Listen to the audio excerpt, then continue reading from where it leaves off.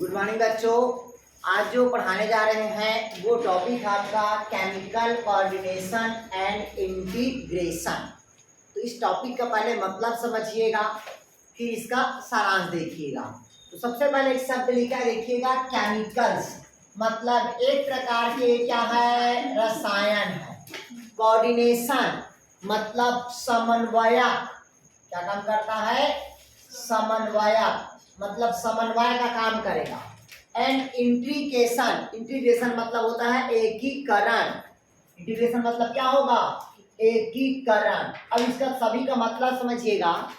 मतलब जितना भी हमारे शरीर से जो ग्लैंड्स होता है, उस ग्लैंड से किसका सिक्रेशन होगा, हार्मोन का सिक्रेशन होगा। किसका सिक्रेशन होगा, हार्मोन्स का, जो हमारे शरीर को बैलेंस करने का क्या करता है, कार्य करता है। तब उसे हम क्या कहते हैं, समन्वय करते हैं।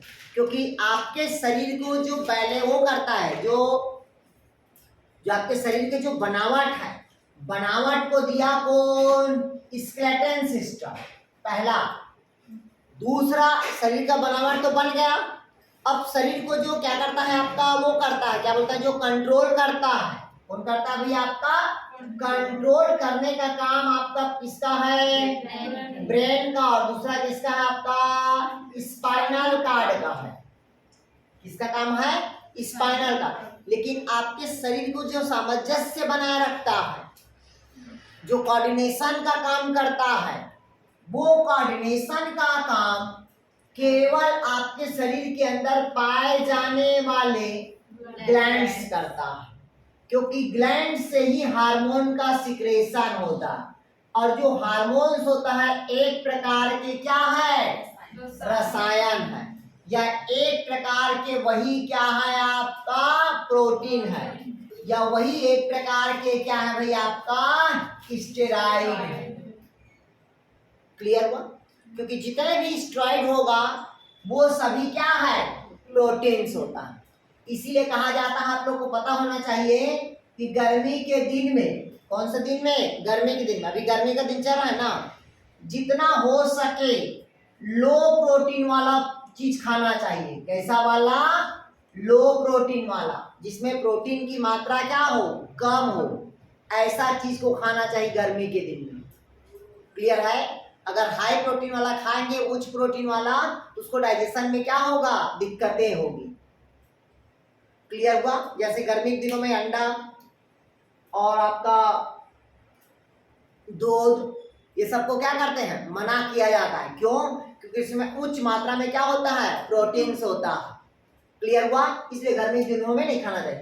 तो हमारे शरीर का निर्माण कौन किया, स्केलेटन सिस्टम, जो मॉर्फोलॉजिकल का निर्माण करेगा। दूसरा, कंट्रोल करने का काम कौन किया, ब्रेन। और दूसरा, स्पाइनल कार्ड।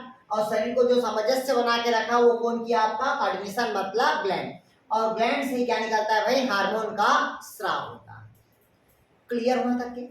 और यही हमारे शरीर को क्या करता है, कोऑर्डिनेशन करता है, बैलेंस करके रखता है। ठीक। तो हार्मोन शब्द को सर्वप्रथम स्टार्लिंग ने दिया था। अब पूछा आपसे कि हार्मोन शब्द को किसने दिया था, तो स्टार्लिंग नामक वैज्ञानिक ने दिया था। किसने दिया था भाई, स्टार्लिंग। लिखिएगा, प्लांट हार्मोन्स को दिया था थीमैन ने। प्लांट हार्मोन्स को किसने दिया था, थीमैन ने। ठीक। लेकिन जंतु ग्लैंड से निकलने वाले हार्मोन्स को किसने दिया था, आपका स्टार्लिंग ने दिया था। किसने दिया था भाई, स्टार्लिंग ने। अब कहता है कि इस हार्मोन का स्राव, हार्मोन का सिक्रेशन, ये जो हार्मोन का सिक्रेशन होता है वो कहां से होता है, ग्लैंड से होता है। किससे होता है, ग्लैंड से। और ग्लैंड से होगा तो कितना अधिक मात्रा में निकलता है, तो अल्प मात्रा में निकलता है। और हार्मोन्स कुछ क्षणिक होता है। हार्मोन्स क्या होता है, कुछ क्षणिक होता है। ऐसा नहीं है कि दिन भर हार्मोन का सिक्रेशन हो। ठीक। अगर हम नीतू को ऐसे मारेंगे तो अभी इसके शरीर से एड्रिनल ग्लैंड्स का हार्मोन का सिक्रेशन हो जाएगा, गुस्सा वाला। ठीक। तो क्या वो दिन भर गुस्सा रहेगी हमारे से, क्या नहीं, मतलब वो कुछ क्षणिक गुस्सा रहेगी। ठीक। उसके बाद जैसे वो हार्मोन का सिक्रेशन बढ़ गया, फिर बाहर निकल गया, फिर उसकी गुस्सा क्या हो जाएगी, शांत हो जाएगी। आया। हाँ, लेकिन जब भी हमको वो देखेगी फिर उसके शरीर में वो हार्मोन का क्या हो जाएगा, सिक्रेशन। नहीं आया समझ में? आया कि नहीं आया? तभी तो दुश्मनी याद आता है कि हाँ उससे दुश्मनी है मेरा। क्यों? क्योंकि जब भी उसको देखेंगे तो हार्मोन का क्या होता है, सिक्रेशन। क्लियर होता क्या? तो हार्मोन का सिक्रेशन कहाँ से हुआ बोला मैं आप लोग को, ग्लैंड से। और ग्लैंड से कैसा निकलता है, अल्प, मतलब कम मात्रा में हार्मोन का क्या होगा, सिक्रेशन होगा। और अपने टारगेट कोशिकाओं को, प्रियंका स्पीकर बंद करो, और अपने टारगेट कोशिकाओं को क्या करता है, वो इंडिकेट करता है। किसको इंडिकेट करेगा, टारगेट कोशिकाओं को वो इंडिकेट करेगा। क्लियर हुआ तक के? बताया मैं आप लोग को, हार्मोन को सर्वप्रथम किसने दिया था, स्टार्लिंग ने दिया था। किसने दिया था भाई, आपका स्टार्लिंग ने दिया था। स्पीकर बंद करो प्रियंका। किसने दिया था, स्टार्लिंग ने। किसको दिया था, तो हार्मोन को। हार्मोन का सिक्रेशन कहाँ से होगा, ग्लैंड से। और ग्लैंड का सिक्रेशन कितना मात्रा में होगा, तो अल्प मात्रा में, कुछ क्षणिक होगा। क्लियर हुआ? इसी कारण कहा जाता है, और पता होना चाहिए, हार्मोन अपने टारगेट कोशिकाओं को इंडिकेट करता है। मतलब सिक्रेशन कहीं और से होगा और उसका टारगेट कोशिकाएं क्या होगा, कुछ और होगा। आया समझा तक क्या? नहीं आया? इसी कारण कहा जाता है कि जो एंजाइम्स होगा वो अल्टरनेशन ऑफ जनरेशन होगा। मतलब एक पीढ़ी से दूसरे पीढ़ी में तो जाएगा कौन, एंजाइम, लेकिन हार्मोन से एक पीढ़ी से दूसरे पीढ़ी में ट्रांसफर नहीं होता। ये याद रखिए। क्लियर हुआ? जैसे एंजाइम क्या है, आपके शरीर में जो एंजाइम है वो एक पीढ़ी से दूसरे पीढ़ी में स्थानांतरण तो होगा, लेकिन हार्मोन से एक पीढ़ी से दूसरे पीढ़ी में स्थानांतरण नहीं होगा। जरूरी नहीं कि हमारा पप्पा 10 बच्चा पैदा किया है तो जरूरी नहीं कि हम भी 10 बच्चा पैदा, हो सकता है कि हम एक भी ना कर सकें, हो सकता है नपुंसक हो। आया नहीं आया? मतलब वो किसके ऊपर डिपेंड करता है, वो हार्मोन्स के ऊपर डिपेंड करता है। अगर वो हार्मोन्स, अगर अल्टरनेशन ऑफ जनरेशन होता तो आज नपुंसक की संख्या इस दुनिया पे नहीं बढ़ता। क्लियर हुआ? आया कि नहीं आया? क्योंकि वो पूरे डिपेंड किसके ऊपर करता है, क्रोमोसोम के ऊपर और हार्मोन्स के ऊपर डिपेंड करता है। आया समझ? तो एंजाइम क्या होगा, अल्टरनेशन ऑफ जनरेशन होगा, लेकिन हार्मोन्स अल्टरनेशन ऑफ जनरेशन नहीं होगा। क्लियर हुआ? तो डाउट कहीं पास यहाँ? क्योंकि शरीर पे एंजाइम बनता है लेकिन शरीर पे विटामिन नहीं बनता, ये पता होना चाहिए आप लोगों को। केवल एक ही जो विटामिन है जो बीटा कैरोटीन होता है, जो विटामिन ए में क्या होता है, परिवर्तन होता है। जैसे सनलाइट से हम सूर्य प्रकाश में खड़े रहते हैं तो हमारे शरीर में क्या होता है, बीटा सेल्स होता है, मतलब बी सेल्स पाया जाता है स्किन पे। वो बी से लाइट को एब्जॉर्ब करता है, फिर इसको डी का विटामिन में क्या करता है, कन्वर्ट करता है। आने वाले दिन में देखिएगा मोबाइल, मतलब जो बैटरी रहता है चार्ज करने वाला, वो मनुष्य के शरीर से चार्ज हो जाएगा। ठीक, आने वाले भविष्य में देख लें तो 4-5 साल में। क्लियर हुआ? मनुष्य के शरीर से टच करेगा और वो बैटरी चार्ज हो जाएगा। क्लियर हुआ था क्या? क्लियर हुआ? फिर अगला कहता है आपका, इसी में देखिएगा, अब हार्मोन्स के देखते हैं गुण कि हार्मोन्स में क्या क्या होता है, और हार्मोन्स का क्या देखते हैं भाई, अपन कार्य देखते हैं। ठीक, तो हार्मोन्स का कार्य होता है पहला मॉर्फोलॉजिकल एक्टिविटी। पहला क्या कहता है भाई आपका, मॉर्फोलॉजिकल एक्टिविटी। पहला क्या होगा, मॉर्फोलॉजिकल एक्टिविटीज।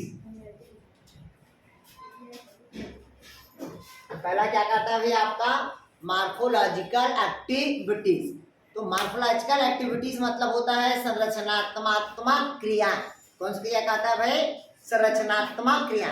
अब संरचनात्मक क्रिया में समझिएगा, इधर समझिएगा, संरचनात्मक मतलब क्या होता है, स्ट्रक्चर, मतलब क्या होता है, मॉर्फोलॉजिकल एक्टिविटी या स्ट्रक्चर एक्टिविटी। क्लियर हुआ? अब इसको समझिएगा। सबसे पहले कोई भी बच्चा का क्या हुआ, बर्थ हुआ। कोई भी बच्चे का क्या होगा, बर्थ। तो बर्थ के पहले क्या बना होगा, जायगोट बना होगा। जायगोट के बाद क्या बना, इसमें क्लीवेज बना होगा। क्या बना होगा भाई, क्लीवेज बना होगा। क्लीवेज के बाद क्या बना होगा भैया आपका, मारूला। फिर क्या बना होगा, ब्लास्टुला। फिर क्या बना भैया आपका, गैस्ट्रुला। तब कहीं जाके क्या बना भाई, एम्ब्रियो बना। क्लियर हुआ तक के? फिर इसकी 3 लेयर हुआ, एक्टो, मीजो और एंडो हुआ। तब कहीं बॉडी का क्या हुआ, निर्माण। जब बॉडी का निर्माण हुआ तो पहला सेल पे क्या हुआ, डिफरेंटेशन हुआ। सेल था ना यार, इसमें परिवर्तन हुआ, तो सेल में क्या हुआ, डिफरेंटेशन हुआ। सेल का क्या हुआ, विभेदीकरण हुआ।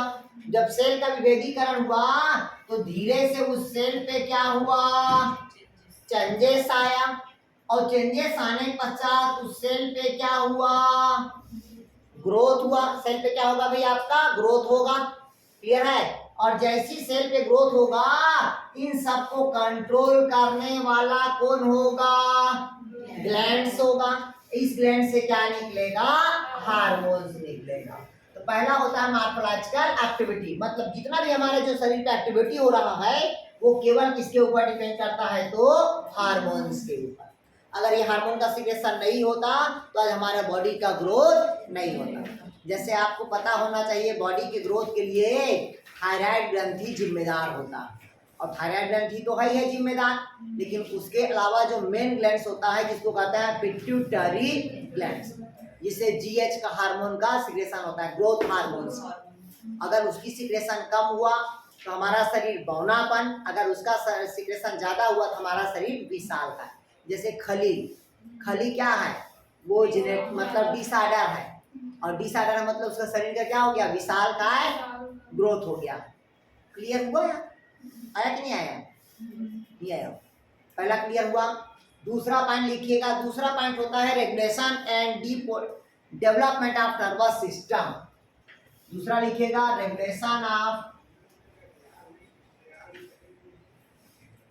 लिखिएगा regulation and development of nerve tissue.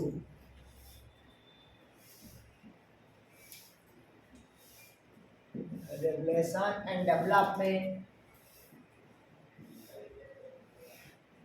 Of nerve system कर सकते हो या टिश्यू कर सकते हैं, इसको समझिएगा भाई। इधर देखिए एक शब्द लिखा है तंत्रिका तंत्र का विकास एवं नियमन, इधर समझिएगा क्या लिखा है भाई, रेगुलेशन एंड डेवलपमेंट आप इसका नर्वस सिस्टम, मतलब तंत्रिका तंत्र का जो विकास होता है, क्या होता है भाई, तंत्रिका तंत्र का विकास और नियमन का काम केवल थायराइड ग्रंथि करता है। कौन सा ग्लैंड करेगा, थायराइड ग्लैंड। और थायराइड ग्लैंड से निकलने वाले एक हार्मोन्स होता है जिसको क्या कहते हैं, थायरॉक्सिन।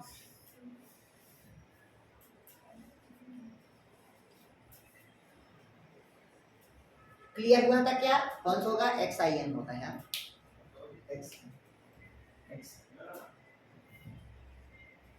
क्लियर हुआ। अगर आपसे पूछा कि तंत्रिका तंत्र को नियमन करने का काम और विकास करने का काम कौन करता है, तो कौन करता है, केवल थायराइड ग्रंथि। और थायराइड ग्रंथि से निकलने वाले क्या होगा, आपका हार्मोन्स होगा, जो तंत्रिका तंत्र के विकास और नियमन को क्या करता है, संचारित करता है। क्लियर हुआ है सबके। तो कौन सा हार्मोन बताया मैं आप लोग को, थायरॉक्सिन। अगर क्वेश्चन पूछा आपसे कि आपके शरीर के तंत्रिका तंत्र के विकास और नियमन का काम कौन सा ग्रंथि करता है, तो कौन सा ग्रंथि, थायराइड ग्लैंड। और उसको नियमन करने वाले जो हार्मोन्स होगा वो कौन होगा, आपका थायरॉक्सिन हार्मोन्स होगा। क्लियर हो तक के। तीसरा लिखिएगा कोऑर्डिनेशन।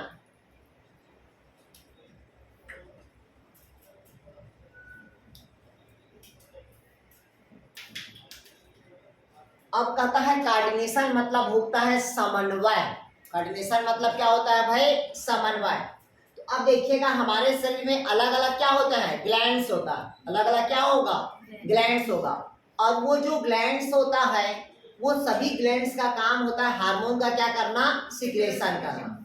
और सभी अलग अलग हार्मोन का क्या करते हैं, सिक्रेशन करते हैं। तो उसी प्रकार से समन्वय का काम मतलब पूरे शरीर के जितने भी ग्लैंड्स होता है वो समन्वय का काम केवल एक ही ग्लैंड करता है। वो कौन सा ग्लैंड है, तो पीयूष ग्लैंड, जिसको कहते हैं पिट्यूटरी ग्लैंड कहा जाता है। क्योंकि समन्वय का काम कौन करता है भाई, आपका पिट्यूटरी ग्लैंड करता है। कौन करेगा भाई, आपका पिट्यूटरी ग्लैंड। ये पूरे शरीर को क्या करेगा, समन्वय करता है, पूरे शरीर को जितना भी शरीर पे जो हमारा मूवमेंट हो रहा है, एक्टिविटी हो रहा है, वो सबको कंट्रोल करने का पावर किसके पास है? तो पिट्यूटरी ग्लैंड्स के पास है। इसी कारण पीयूष ग्रंथि को क्या कहा जाता है? मास्टर ग्लैंड्स कहा जाता है। अब इस पिट्यूटरी ग्लैंड्स को भी कंट्रोल करने वाली होती है या होता है, जिसको कहते हैं हाइपोथैलेमस।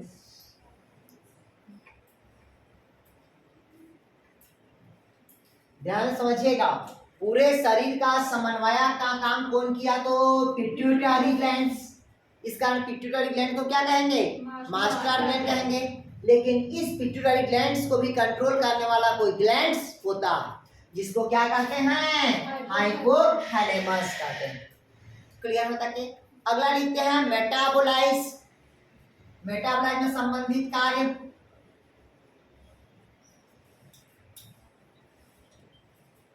कौन सा संबंधित एक्टिविटी? Metabolism activity.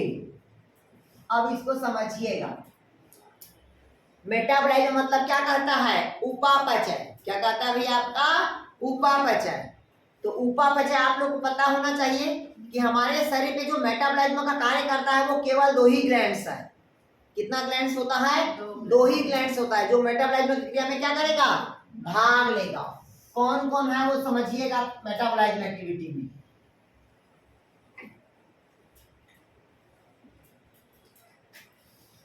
चौथा जो होगा वो क्या बताना आप लोग को? मेटाबोलाइज्म। मेटाबॉलिज्म एक्टिविटी मतलब कहता है उपापचय क्रियाएं। तो देखिएगा, उपापचय आप लोग को पता है, भोज्य पदार्थ का बनना और भोज्य पदार्थ का टूटना, दोनों क्रिया को हम क्या कहते हैं? मेटाबॉलिज्म कहते हैं। कि छोटे छोटे अणु मिलके क्या बनेगा? बड़ा अणु। तो वो क्रिया क्या कहलाएगा? एनाबॉलिज्म। छोटे छोटे अणु से मिलके क्या बना? बड़ा अणु। इधर देखिएगा, जैसे कि क्या है, ये मान लीजिएगा छोटा छोटा अणु, ये क्या है? छोटा छोटा अणु है ना यार, क्या है? छोटा छोटा अणु है ना, ये सब मिलके क्या बनेगा? बड़ा अणु। पता है कि नहीं पता है? ये देख लो, 6CO2 प्लस 12H2O प्लस क्या बनेगा? सनलाइट की प्रेजेंस में क्लोरोफिल से क्रिया करता है, C6H12O6 plus 6O2 plus 6H2, मतलब कार्बोहाइड्रेट बना। ये क्या है? छोटा छोटा अणु है। तो छोटे छोटे अणु मिलके क्या बना? बड़ा अणु का निर्माण हुआ। तो बड़ा अणु का निर्माण हुआ मतलब एनाबॉलिज्म। एनाबॉलिज्म किससे संबंधित होगा? किससे संबंधित है ये? फोटोसिंथेसिस से। अगर कभी पूछा एनाबॉलिज्म किससे संबंधित है, तो फोटोसिंथेसिस से। तो यही जो बड़ा अणु अब कहता है, बड़ा अणु का छोटे छोटे अणुओं में तोड़ना, ये क्या कहलाएगा? कैटाबॉलिज्म। होगा कि नहीं होगा यार?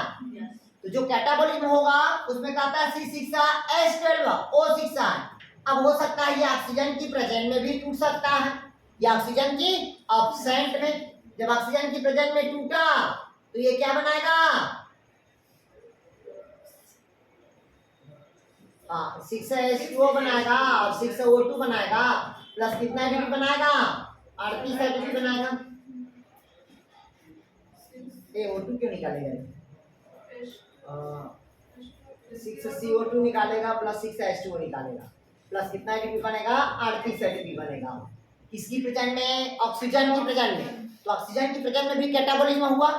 अगर ऑक्सीजन की एब्सेंट रहेगा तब भी उसकी एब्सेंट में क्या होगा? कैटाबॉलिज्म होगा। C2H5OH plus 2CO2 plus 2 ATP। तो ऑक्सीजन के प्रेजेंट में भी कैटाबॉलिज्म होगा और ऑक्सीजन की एब्सेंट में, दोनों क्रिया में कैटाबॉलिज्म हो रहा है। तो जो कैटाबॉलिज्म होगा वो किससे रिलेटेड रहेगा पूछेगा तो? रेस्पिरेशन। तो ये पूरी प्रोसेस क्या हुआ? मेटाबॉलिज्म।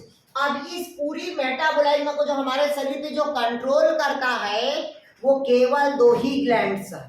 कितना ग्लैंड्स है? 2 ग्लैंड। पहला थायराइड ग्लैंड और दूसरा होता है जिसको कहते हैं पैंक्रियाटिक ग्लैंड, मतलब पैंक्रियास ग्रंथि, अग्नाशय ग्रंथि। केवल 2 ही है। तो पहला कौन सा होगा मेटाबॉलिज्म एक्टिविटी में? थायराइड। कौन होगा भैया आपका?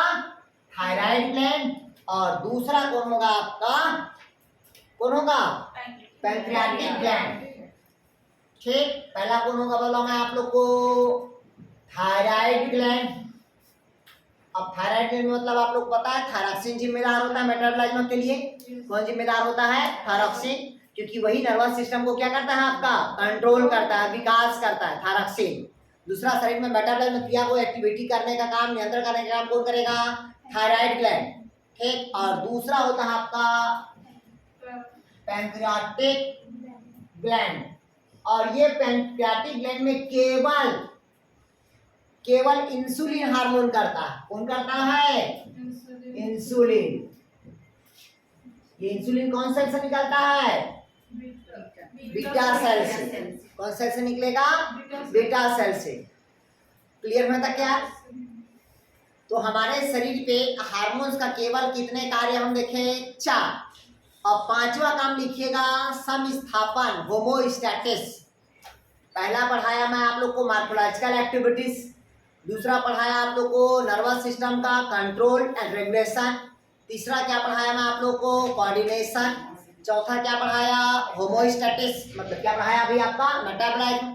और 5वां लिखिएगा आप लोग होमोस्टैटिस। 5वां लिखिएगा इसका कार्य होमोस्टैटिस।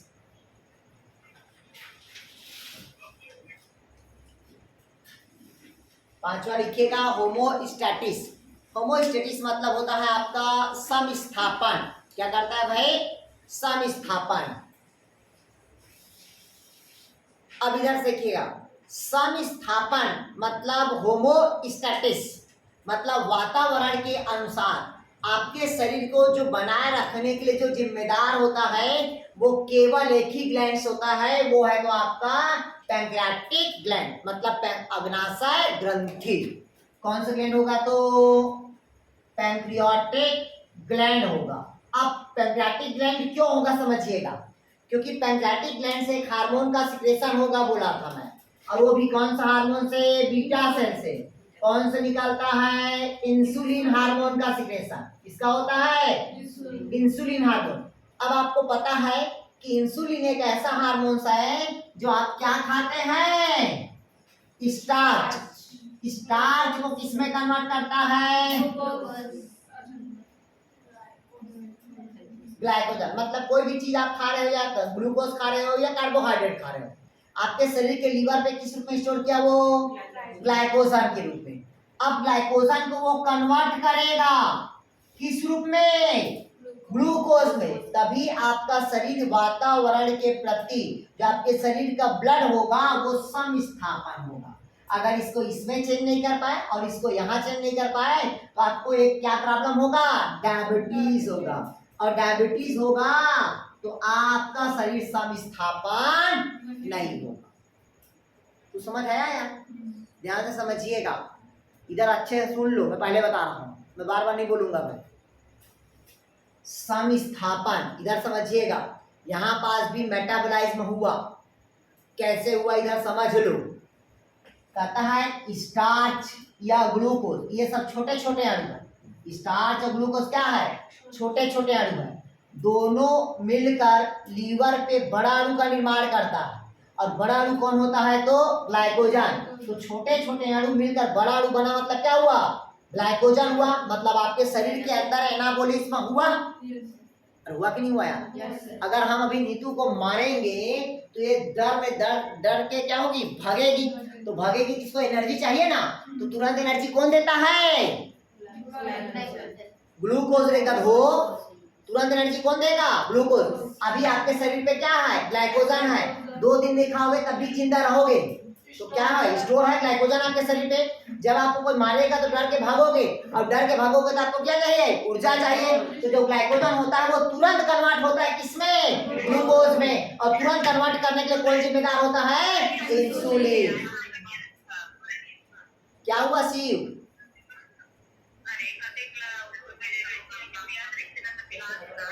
स्पीकर बंद करो शिव, आरती।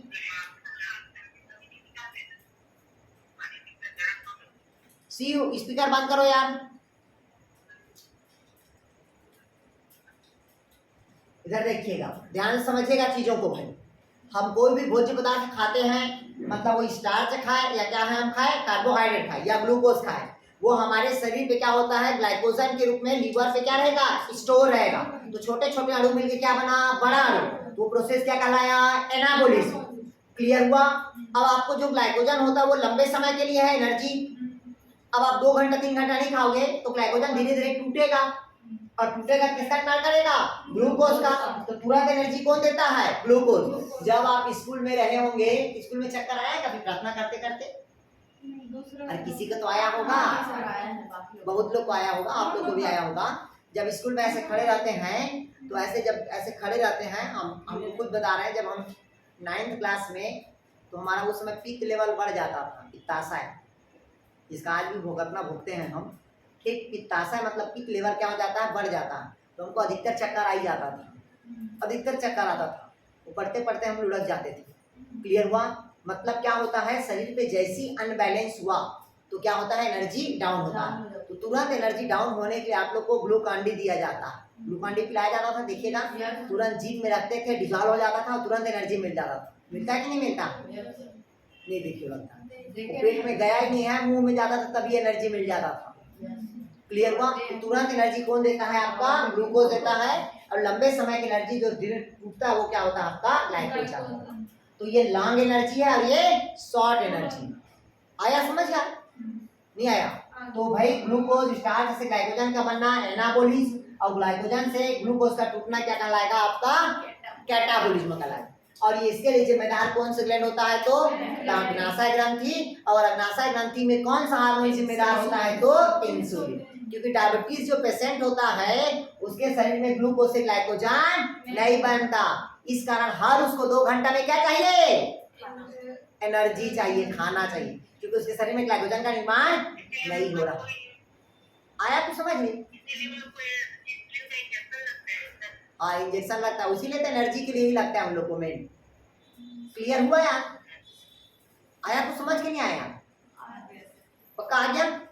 अब अगला लिखेगा गौण लैंगिक लक्षण, मतलब सेकेंडरी सेक्सुअल कैरेक्टर।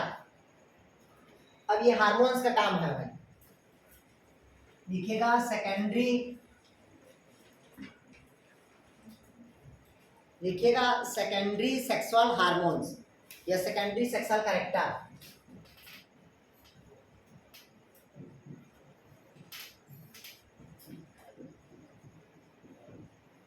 अब इसको समझिएगा, लिखा है सेकेंडरी सेक्सुअल कैरेक्टर, मतलब कहता है द्वितीयक लैंगिक लक्षण। ये देखिएगा, सबको पता है कि प्राइमरी जो लैंगिक लक्षण होता है, मतलब फर्स्ट सेक्सुअल जो कैरेक्टर होता है, जैसे ही बच्चा पैदा होता है तो पूछते हैं आप लोग कि नोनी हुई से कि बाबू, अरे पूछते हैं कि नहीं पूछते हैं। तो वो कौन सा कैरेक्टर होता है, वो प्राथमिक सेक्सुअल कैरेक्टर होगा। कौन सा कैरेक्टर होगा, प्राथमिक सेक्सुअल कैरेक्टर, मतलब लिंग का निर्धारण हो रहा है। और आपको पता होना चाहिए लिंग के परीक्षण करने के लिए, इसके लिए सेक्स डिटरमिनेशन के लिए कौन सा विधि अपनाया जाता है, अटरे का दो एमनियोसिंथेसिस।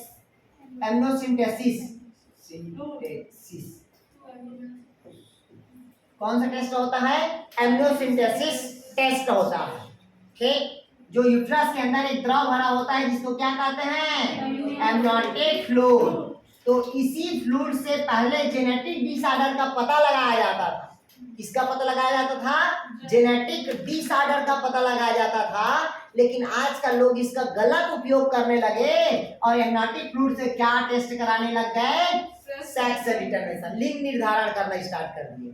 तो सरकार क्या किया, इसके ऊपर बैन लगा दिया, कानूनी अपराध है। हाँ, एक टेस्ट करा सकते हो आप, गवर्नमेंट भी लागू देता है कि आप एमनियोटिक फ्लूइड का टेस्ट करा सकते हो कि मेरा बच्चा जेनेटिक डिसऑर्डर है या स्वस्थ है। अगर जेनेटिक डिसऑर्डर है तो सरकार चाहता है कि उसको वहीं पास क्या कर दो, मिसकैरेज कर दो। आया समझ, ये सरकार भी कहता, नहीं आया समझ। ठीक, एमनियोटिक फ्लूइड से ही टेस्ट कराया जाता है, ठीक, कि जेनेटिक डिसऑर्डर है कि नहीं है। अगर जेनेटिक डिसऑर्डर है तो वहीं पास वो खत्म हो गया, और जेनेटिक डिसऑर्डर नहीं है तो वो कहा जाएगा बाहर आ जाएगा। तो उसके लिए टेस्ट होता है डबल मार का टेस्ट और ट्रिपल मार का टेस्ट। ठीक, वो बच्चे का ब्रेन पता चल जाता है कि ब्रेन कितना विकसित है। आया समझ आ?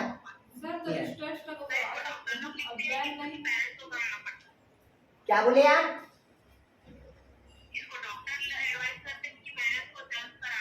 नहीं, आप बोलेंगे कि हमको हमारे फैमिली में एक दो लोग को जेनेटिक डिसऑर्डर है, तो अगर हम कराना चाहते हैं बोलोगे तो वो डॉक्टर लिख के देता है कि इसका एमनियोटिक फ्लूइड टेस्ट किया जाए, वो लिखता है जेनेटिक डिसऑर्डर। क्लियर हुआ यार? वो सोनोग्राफी दिखते हैं ना यार, वो सोनोग्राफी में तो बच्चे का मूवमेंट पता चलता है, बच्चे का ब्रेन विकसित होता है उसमें। ठीक, पता चल जाता है कि उसका सही खेल रहा है कि नहीं कर रहा है सोनोग्राफी में। लेकिन जो डबल मार का टेस्ट बोल रहे हैं और ट्रिपल मार का टेस्ट बोल रहे हैं, ठीक, जैसे हम कराए थे, ठीक, हम डबल मार्कर भी कराए थे, ट्रिपल मार्कर टेस्ट भी कराए थे। थोड़ा सा कॉस्टली पड़ता है, 6-7 हज़ार। क्लियर है? लेकिन उसमें पूरे ब्रेन का पता चल जाता है विकसित, कोई जेनेटिक डिसऑर्डर तो नहीं है, कहीं पर शरीर अनबैलेंस तो नहीं है, उसका ब्रेन का दिमाग कितना विकसित हुआ है, कितना विकसित नहीं हुआ है।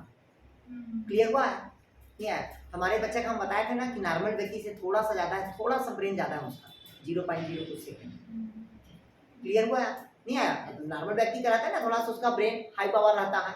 ठीक, तो वो टेस्ट होता है जिसको कौन सा टेस्ट में होता है आपका एमनियोटिक फ्लूइड से टेस्ट किया जाता है।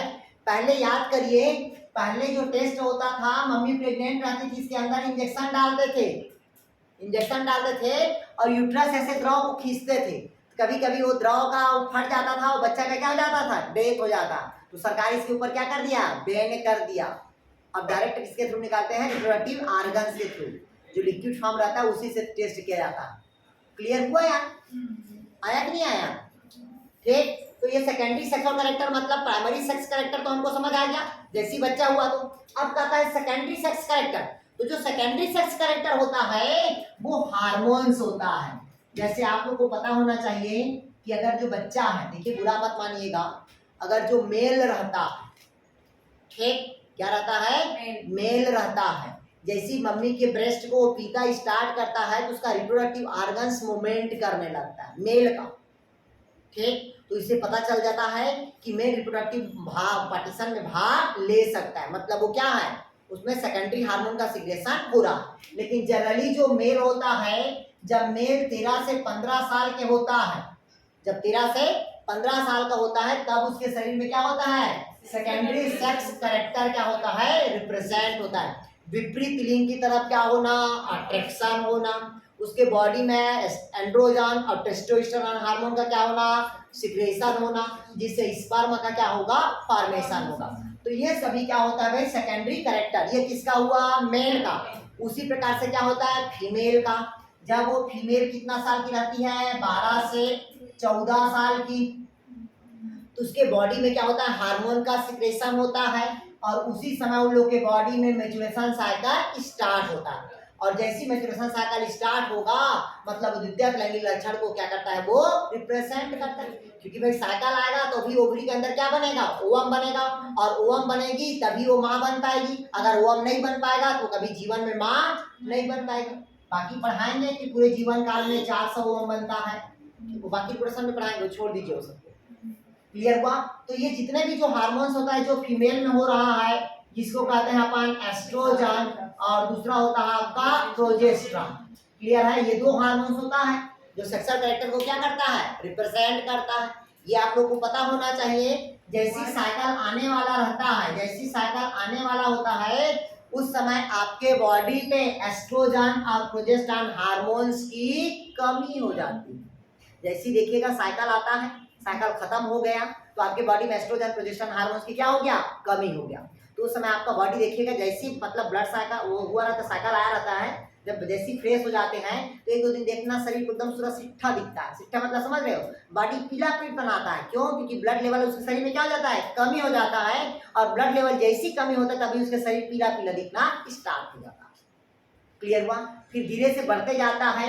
अब जैसी बढ़ गया तो अब ओवुलेशन का डेट होगा, मतलब फिर साइकिल आने वाला डेट रहता है, तब उस समय एस्ट्रोजन और प्रोजेस्टेरॉन की मात्रा क्या हो जाती है, हाई हो जाती है। और प्रेगनेंसी के दौरान इसीलिए साइकिल नहीं आता, क्यों? क्योंकि जब मम्मी प्रेग्नेंट रहती है उस समय एस्ट्रोजन और प्रोजेस्टेरॉन हार्मोन का सिक्रेशन ज्यादा होता। आया समझ। और उस समय एक और हार्मोन एक्टिव हो जाता है जिसको कहते हैं रिलैक्सिन हार्मोन। अगर वो हार्मोन ज्यादा एक्टिव हो गया तो बीच में ही मिसकैरेज हो जाता है 2 महीना 3 महीना में। क्लियर है? यस मैम, वो बाद में पढ़ाएंगे, रिप्रोडक्शन जब पढ़ाएंगे तब। यहाँ पर छोड़ दीजिए, यहाँ पर केवल हमारा पॉइंट है क्या, सेकेंडरी सेक्सुअल कैरेक्टर। तो मेल का बता दिया और किसका बता दिया भाई मैं आप लोग को, फीमेल का। ये सब का काम कौन करता है, तो आपका शरीर का हार्मोन्स करता है। सर जैसे क्लियर हुआ? मेल में भी तो वही से कुछ आता होगा ना, जैसे आप फीमेल में। हाँ तो फीमेल में भी वैसे रहता है। मेल का क्या नाम बोलते हैं, वो मेल मेल का बताया तो यार, मेल रिप्रोडक्टिव ऑर्गन्स काम करता है। क्या टेस्टोस्टेरोन रे, एंड्रोजन और टेस्टोस्टेरोन अभी बताया ना यार। फीमेल में क्या हो, मेल में क्या होता है, टेस्टोस्टेरोन। क्लियर हुआ यार? एक हार्मोन होता है जो दोनों में क्या होता है, इनएक्टिव कंडीशन होता है, एंड्रोजन्स बोलते हैं। अगर मेल में वो हार्मोन एक्टिव हो गया तो मेल का ब्रेस्ट साइज क्या हो जाएगा, इंक्रीज हो जाएगा। क्लियर है? ब्रेस्ट की इंक्रीज क्या हो जाएगा, इंक्रीज आएगा। और आप लोग के शरीर में अगर एंड्रोजन हार्मोन का क्या होगा, सिक्रेशन होने लगेगा तो देखना दाढ़ी मूंछ आना स्टार्ट हो जाता है। दादी लोग का देखे हो ना, सब साइकिल आना बंद हो गया, ये सब काम करना बंद हो गया। अब साइकिल नहीं आ सकता, अब साइकिल नहीं आया तो कभी जीवन में माँ नहीं बन सकता। दादी क्या माँ बनेगी वो? क्लियर हुआ? नहीं आया समझ यार? अब अलग बात है कि एक्सेप्शनल होता है, किसी का 50 साल तक के साइकिल आता है, किसी का 52 साल तक के आता है साइकिल, लेकिन जनरली 46 साल तक के साइकिल आना बंद हो जाता है। इसी कारण शादी की उम्र देखिएगा, लड़कियों का कम रहता है, लड़कों का ज्यादा, क्योंकि उन लोगों का लाइफ साइकिल रहता है 46 साल। आया समझ? और लड़का ऐसा होता है कि मरने वाला रहेगा, रिप्रोडक्शन करेगा, अगर स्पर्म निकल गया तब भी बाप बन जाएगा। आया समझ? क्या नहीं आया? तो मेल और फीमेल में बहुत डिफरेंट होता है। आया समझ? इस कारण शादी का उम्र हमेशा क्या होता है, 5 साल 6 साल छोटा बड़ा होता है। क्लियर हुआ? आया समझ? ठीक। तो ये क्या होता है भाई, आपका हार्मोन्स। तो पहला हार्मोन्स का क्या कार्य बताया, मॉर्फोलॉजिकल एक्टिविटी। दूसरा नर्वस सिस्टम को क्या बताया, कंट्रोल बताया। तीसरा क्या बताया, कोऑर्डिनेशन बताया। चौथा क्या बताया, मेटाबॉलिज्म बताया। पांचवा क्या बताया, होमोस्टेसिस बताया। और छठवां क्या बताया मैं आप लोग को, सेकेंडरी सेक्सुअल कैरेक्टर बताया। ये हार्मोन्स के क्या हुए, कार्य हुए। अब देखते हैं, अब टाइप्स, अब देखते हैं ग्लैंड्स देखते हैं। अब क्या देखते हैं भाई, ग्लैंड्स मतलब ग्रंथि देखते हैं कि ग्रंथि कितने प्रकार का होता है, कैसा होता है, ये समझिएगा। हेडिंग डालिएगा ग्लैंड्स, ग्रंथि।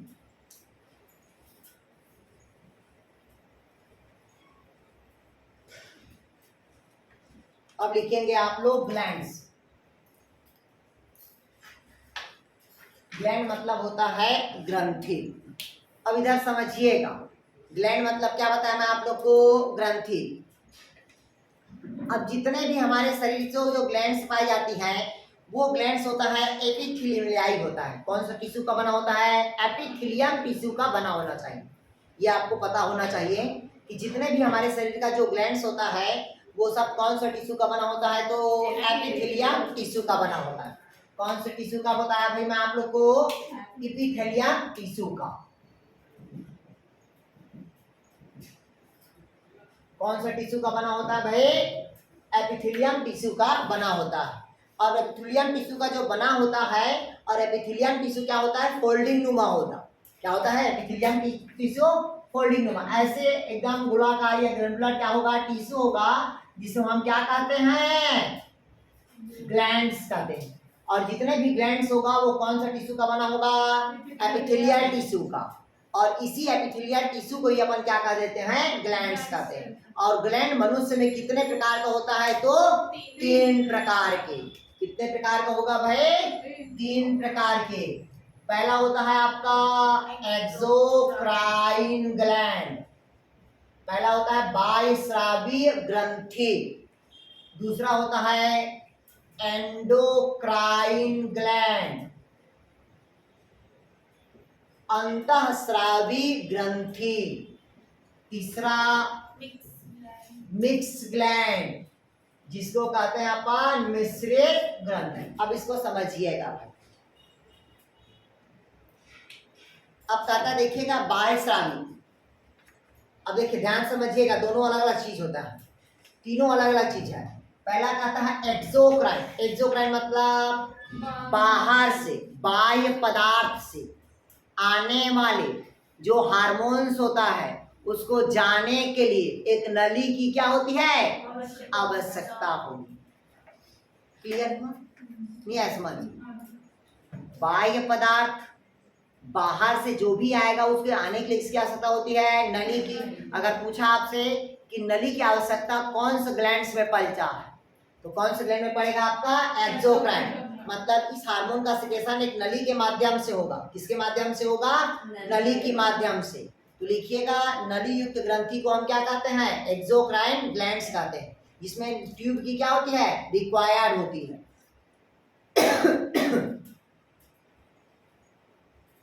ठीक। और वो नली का है प्रोवाइड कौन करता है? तो एंजाइम प्रोवाइड करता है। नली कौन एंजाइम करता है? तो एंजाइम प्रोवाइड करता है। क्या चीज? नली प्रोवाइड करता है। किसको? हार्मोन्स को।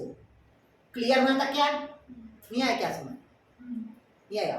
तो अब देखिएगा जो एक्सोक्राइन ग्लैंड्स होता है उसमें कौन कौन सा ग्लैंड आता है इधर समझिएगा। पहले ग्लैंड्स आता है आपका को सलाइवा ग्लैंड आएगा। दूसरा कौन आएगा आपका? लीवर आएगा। तीसरा कौन आएगा आपका? पैंक्रियाटिक ग्लैंड आएगा। कौन आएगा आपका? पैंक्रियाटिक ग्लैंड आएगा। ठीक है यार, ये कौन सा होगा भाई आपका? कौन सा हुआ है आपका? ये एक्सोक्राइन ग्लैंड्स हुआ। दूसरा कहता है एंडोक्राइन ग्लैंड्स। दूसरा क्या कहता है? Endocrine gland. इस ग्रंथि के लिए नली की आवश्यकता नहीं पड़ती, मतलब ट्यूब रिक्वायर्ड नहीं हो। जैसे मैं आपसे पूछा कि बाह्यस्रावी ग्रंथि में नली की आवश्यकता कौन सा चीज पूर्ति करता? एंजाइम। ये क्वेश्चन पूछता है, मैं पहले बता रहा हूँ, क्योंकि सबको दिमाग में रहता है हार्मोन्स के लिए ट्यूब बनता होगा। अब वो ट्यूब किसका बना रहता है कोई नहीं बताता है। किसका बना रहता है? वो एंजाइम्स का।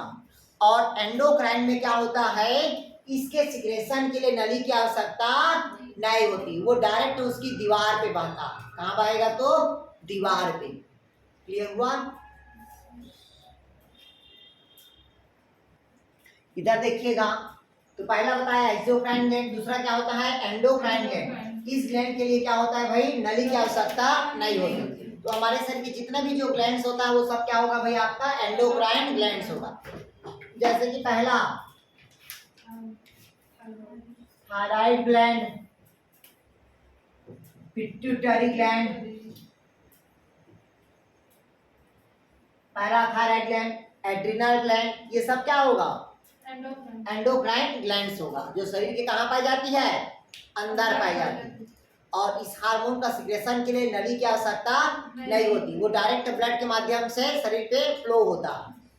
क्लियर होना था क्या? तीसरा लिखिएगा मिक्स ग्लैंड। तीसरा कौन सा ग्लैंड आता है भाई आपका? Mix gland. तो मिक्स ग्लैंड समझिएगा मिश्रित ग्रंथि के नाम से जाना जाता है। अब इसमें नली की भी आवश्यकता पड़ेगी।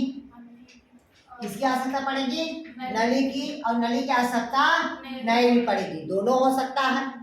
आवश्यकता भी पड़ेगी और नहीं भी पड़ेगी। ये जो मिक्स ग्लैंड में केवल 3 ग्लैंड्स आता है। कितना ग्लैंड्स आता है? 3 ग्लैंड आता है। आप लोग को पता होना चाहिए।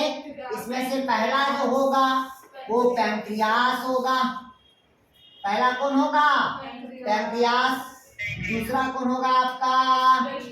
टेस्टिस होगा। और तीसरा क्या होगा भाई आपका? ओवरी होगा। जो कौन सा ग्लैंड होता है आपका? मिक्स ग्रंथित होता है। क्लियर हुआ? कितना ग्लैंड्स हुआ भाई आपका? 3 ग्लैंड्स। पहला कौन बताया मैं आप लोग को? पैंक्रियास। दूसरा कौन बताया? टेस्टिस। और तीसरा कौन होगा आपका? ओवरी। ये ऐसे तीनों ग्लैंड्स होते हैं जो मिक्स ग्रंथि के नाम से जाना जाता है। क्लियर हुआ तक क्या? तो डाउट कहीं पास यार? अब हेडिंग डालिए आप लोग, अंतःस्रावी ग्रंथियों की स्थिति, a position of endocrine glands. अब पोजीशन देखते हैं कि अंतःस्रावी ग्रंथि कहाँ कहाँ पाया जाता है। तो उसका डायग्राम के थ्रू समझिएगा। किसके थ्रू समझिएगा? डायग्राम के थ्रू। इसको समझना है भाई अपने को डायग्राम के थ्रू यार।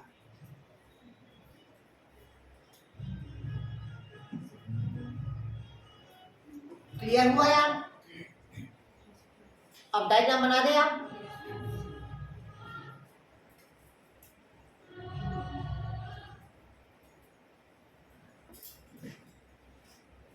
चलिए हम डायग्राम बना रहे हैं, कहाँ कहाँ पास रहता है आप लोग को बता दे रहे हैं ना।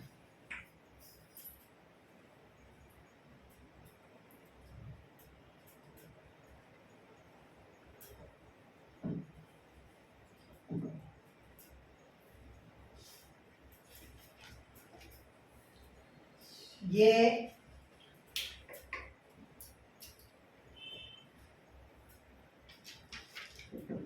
पिट्यूटरी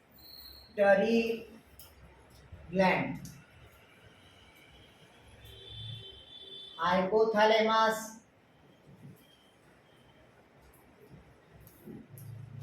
पिनियल ग्लैंड,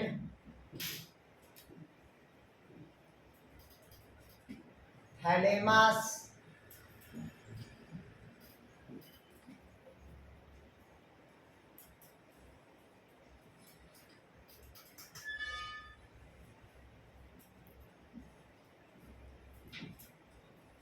ये इसके गला,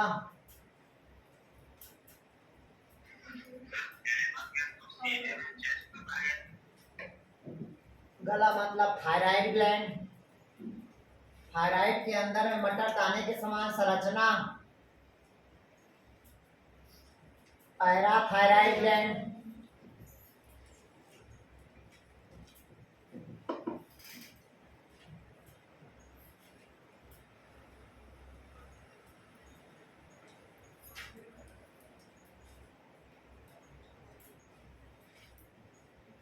थाइमस,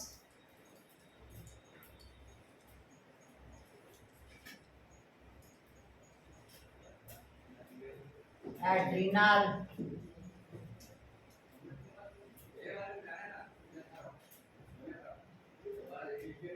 पैंक्रियाटिक,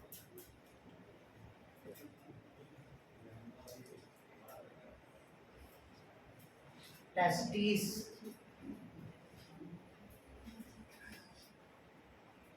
ओवरी,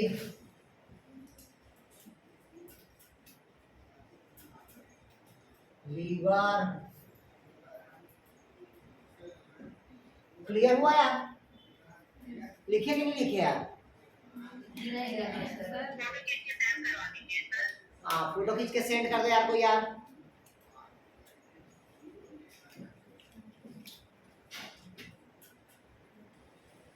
अब देखिएगा, ये शरीर पे कौन सा ग्लैंड कहाँ पास पाया जाता है ये पता होना चाहिए आपके दिमाग में। तुरंत पूछे तो यहाँ पास हमारा ये ग्लैंड है। सबसे पहले आपके पास दिमाग में आना चाहिए ये हमारा क्या है, पिट्यूटरी ग्लैंड। पिट्यूटरी ग्लैंड्स को हम क्या कहते हैं, मास्टर ग्लैंड्स कहा जाता है। यही सब ग्लैंड्स को क्या करता है, कंट्रोल करता है। लेकिन इसको कंट्रोल करने वाला कौन होता है, हाइपोथैलेमस होता है। क्लियर होने तक के? फिर ब्रेन में ही और कौन सा ग्लैंड होता है आपका, थैलेमस ग्लैंड होता है। कौन होता है आपका, थैलेमस ग्लैंड। क्योंकि ये और ये जब दोनों मिलता है तभी बायोलॉजिकल क्लॉक का निर्माण करते हैं। ठीक, क्लियर हुआ? फिर अगला होता है पीनियल ग्लैंड्स कहा जाता है। ठीक, कौन सा ग्लैंड कहा जाता है, पीनियल ग्लैंड। यही एक ऐसा ग्लैंड है जो अपने इच्छा के अनुसार हार्मोन का सिक्रेशन होता है। अपने इच्छा के अनुसार, आपकी इच्छा के अनुसार चाहिए नहीं है, समझ आ? अपनी इच्छा के अनुसार यही एक ऐसा ग्लैंड है जो शरीर में केवल काम करता है। ठीक, और ये हमेशा रात में ज्यादा एक्टिव होता है। दिन में क्या होगा, कम एक्टिव होगा, रात में ज्यादा एक्टिव होता है। ये देखिएगा, ये थोड़ी सी सांवली है, ये थोड़ी सी गोरी है, वो ज्यादा गोरी है। क्यों? Melanin pigment. कौन सा पिगमेंट, मिलेनिन पिगमेंट। इसको आर्मी में ले लेंगे लेकिन इन दोनों को आर्मी में नहीं लेंगे। क्यों? क्यों? क्यों? क्योंकि ये लाइट के प्रति एडाप्ट हो जाएगी लेकिन ये दोनों लाइट के प्रति एडाप्ट नहीं होंगे। क्लियर हुआ?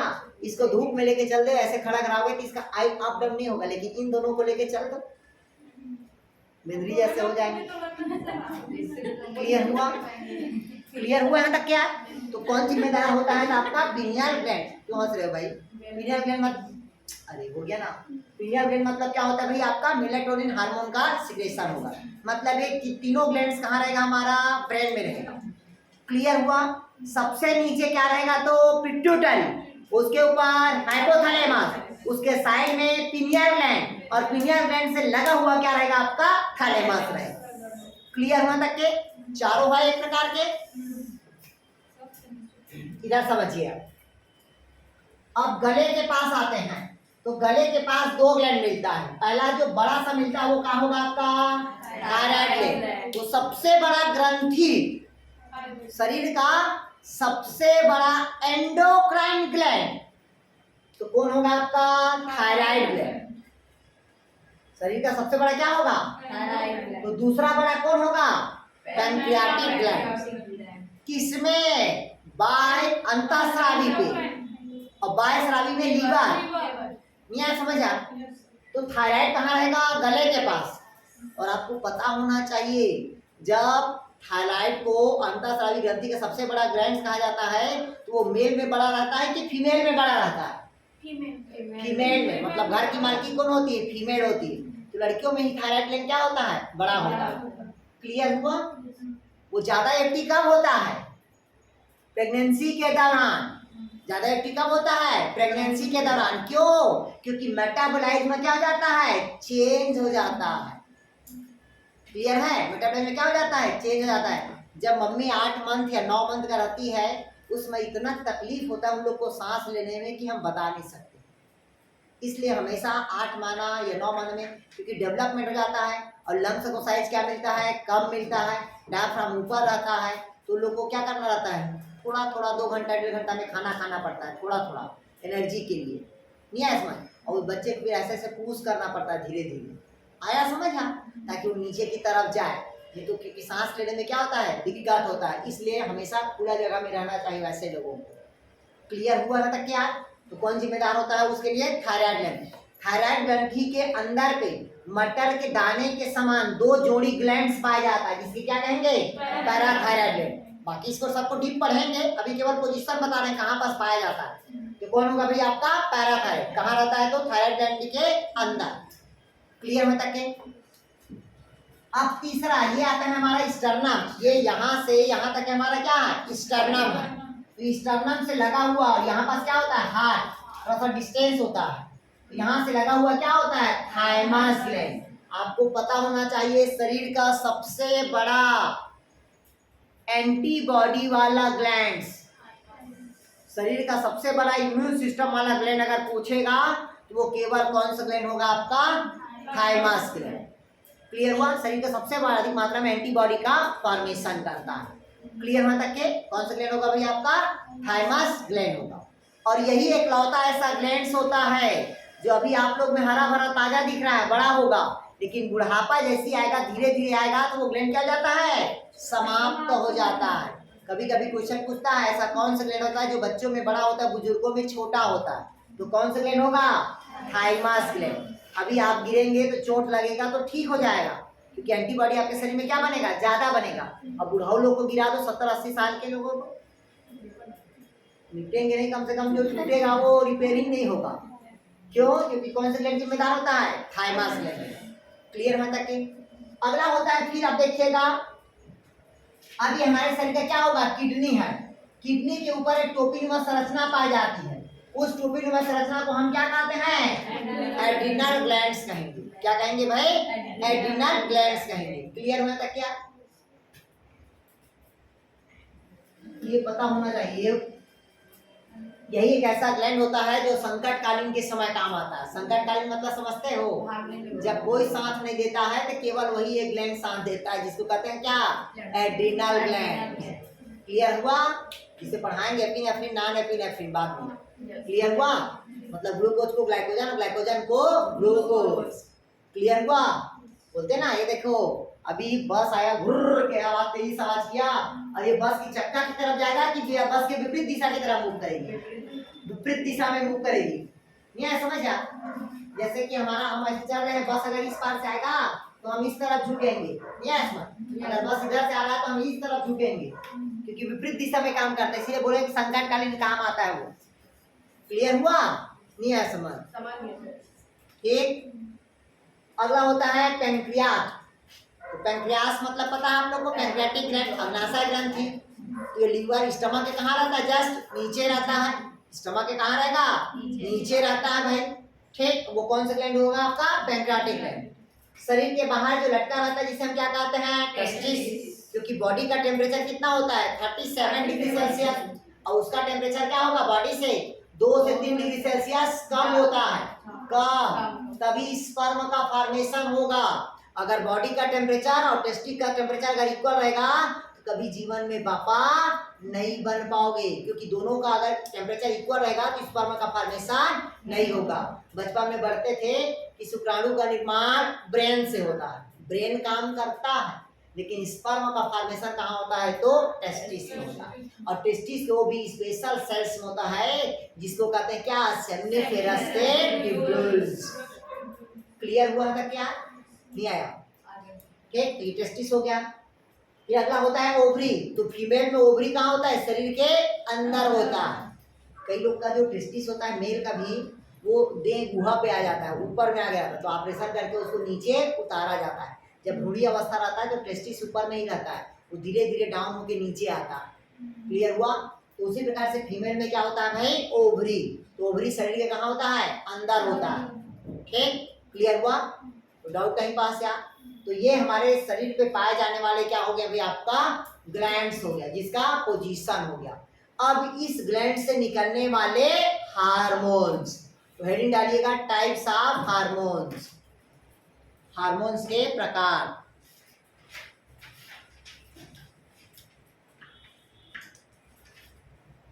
आप है ना, मैं समझिए आप।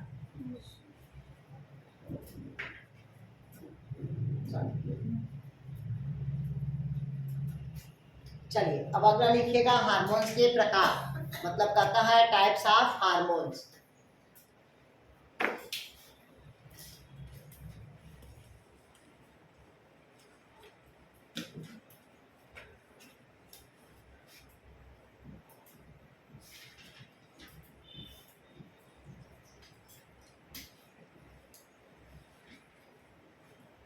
टाइप्स ऑफ हार्मोन, तो हार्मोन भी अलग अलग प्रकार का होता है। पहला लिखिएगा मेटाबॉलिज्म हार्मोन्स।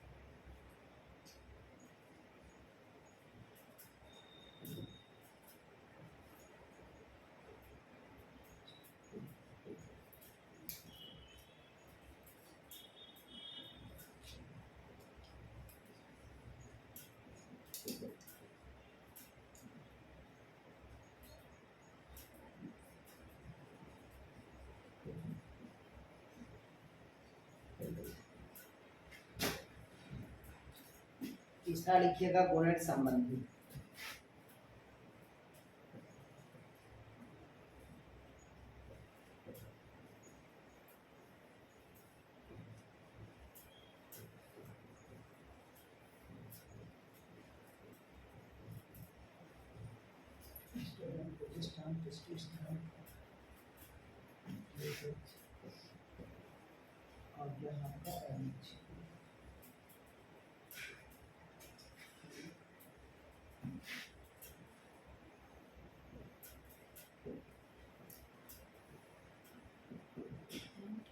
चलिए बन गया, लिख लिए, समझा दे यार।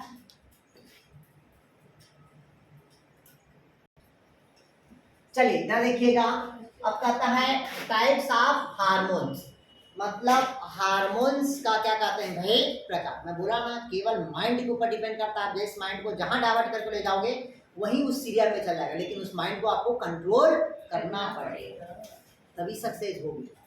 नहीं है समझ? नहीं तो बातों बातों में वो चीज उलझ जाता है। क्लियर हुआ? इसलिए तुरंत माइंड को क्या करो, चेंज किया करो। जिस चीज में हमारा फोकस है उसको पहली प्राथमिकता, बाद में बात की प्राथमिकता। ठीक, तो यहाँ पर कहता है टाइप्स, आप क्या कहता है भाई, हार्मोन्स, मतलब हार्मोन्स के प्रकार। तो जनरली हम हार्मोन्स देखते हैं तो 4 प्रकार के हार्मोन्स दिख रहा अपने को, जो अलग अलग काम करता है। पहला जो शरीर में जो हार्मोन्स का काम करता है वो आपको पता होना चाहिए, ग्रोथ हार्मोन्स।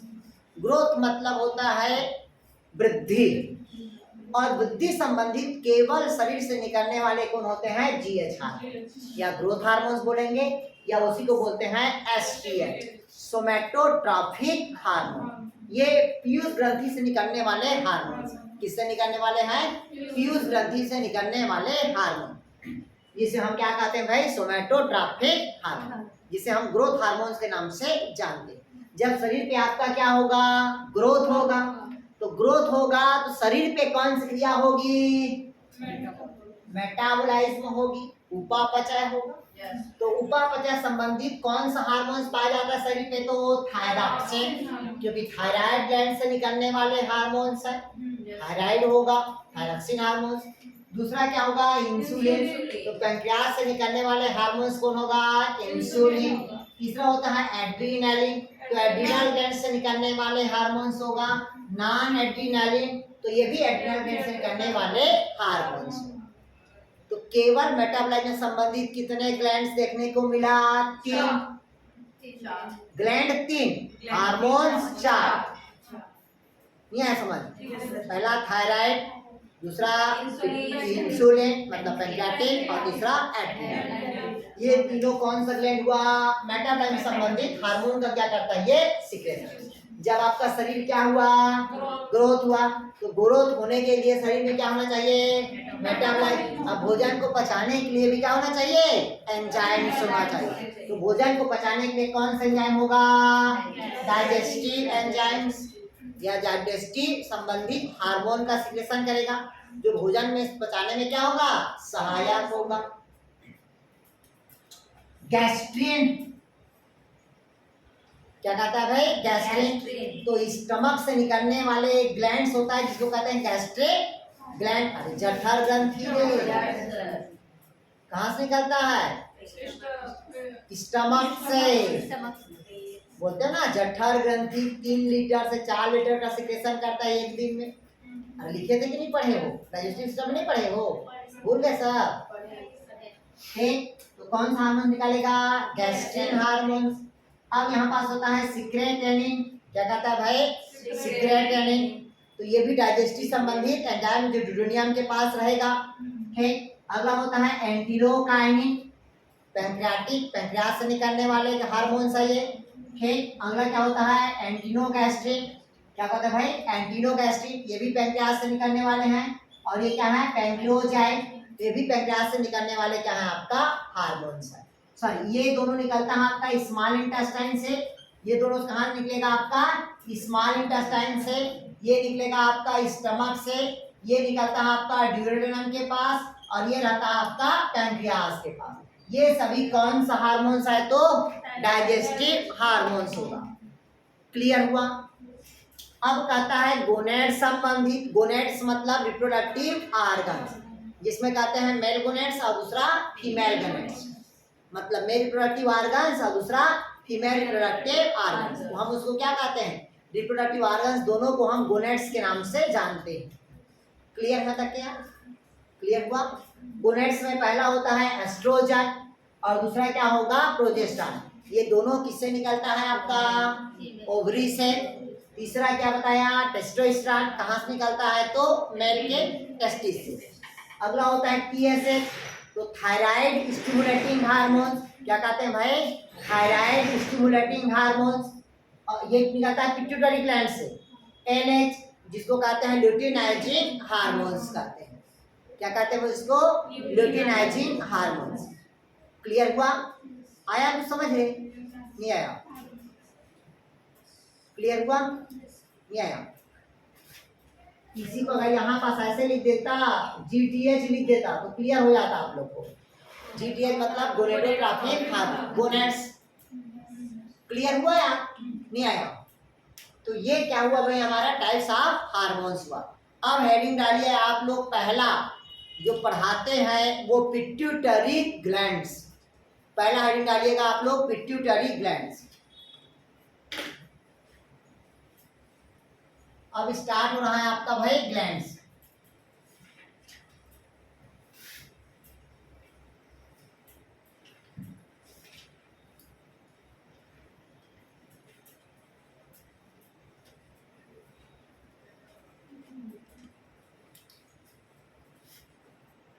करते हैं, इधर देखिएगा, संग बजाते हैं हम। हाँ। कहता है पिट्यूटरी ग्लैंड्स। पिट्यूटरी ग्लैंड्स मतलब होता है भाई आपका पीयूष ग्रंथि। पीयूष ग्रंथि को हम क्या कहते हैं भाई, मास्टर ग्लैंड के नाम से जाना जाता है। किस नाम से जाना जाता है तो मास्टर ग्लैंड के नाम से जाना जाता है। ये हाइपोथैलेमस के, कौन कहता है भाई, हाइपोथैलेमस के सेरेब्रम के पास क्या होता है, स्थित होता है। किसके पास होता है तो सेरेब्री के पास। अगर लिखना है तो लिखिएगा, या पीयूष ग्रंथि के हाइपोफाइसिस लिखिए, या पीयूष लिखिए, ऐसा लिखिए, या मस्तिष्क के सेरेब्रम के नीचे स्थित होता है। सेरेब्रम के नीचे स्थित होता है। इस कारण इसे हाइपोफाइसिस सेरेब्री कहा जाता है। हाइपोफाइसिस सेरेब्री कहा जाता है। अगर आपसे पूछे या मस्तिष्क कहाँ होता है, अभी आपका सेरेब्रम के नीचे स्थित होता है, जिसे हम क्या कहते हैं भाई, हाइपोफाइसिस सेरेब्राई कहते हैं। क्लियर हुआ? पीयूष ग्रंथि को मास्टर ग्लैंड्स कहा जाता है। पीयूष ग्रंथि को क्या कहा जाता है भाई, मास्टर ग्लैंड्स कहा जाता है। ठीक, क्या ग्लैंड कहा जाता है, मास्टर ग्लैंड कहा जाता है। या सेला टर्सिका के गर्त में स्थित होता है, लिखिएगा कहीं पास, या मस्तिष्क के सेला टर्सिका गर्त में स्थित होता है। सेला टर्सिका या उसी के रहता है स्फेनाइड ग्लैंड। क्या बोलते हैं भाई, स्फेनाइड की हड्डी, पढ़े ना आप लोग, स्फेनाइड की हड्डी सेला टर्सिका के गर्त में स्थित होती है, जहां पास स्फेनाइड हड्डी होती है।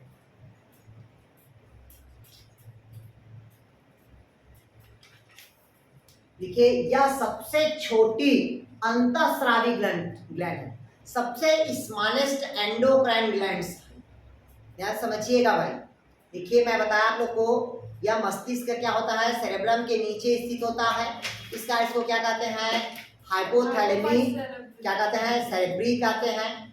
और स्फेनाइड कैविटी के कौन सा गुहा पे स्थित होता है तो सेला टर्सिका के गुहा पे स्थित होता है। इस कारण इसको क्या कहते हैं बताया था, मास्टर ग्लैंड। ये कैसे दिखाई देता है तो चम्मच के आकार का दिखाई देता है, चम्मच के शेप में होता है। किस शेप में होगा तो चम्मच के शेप में होगा।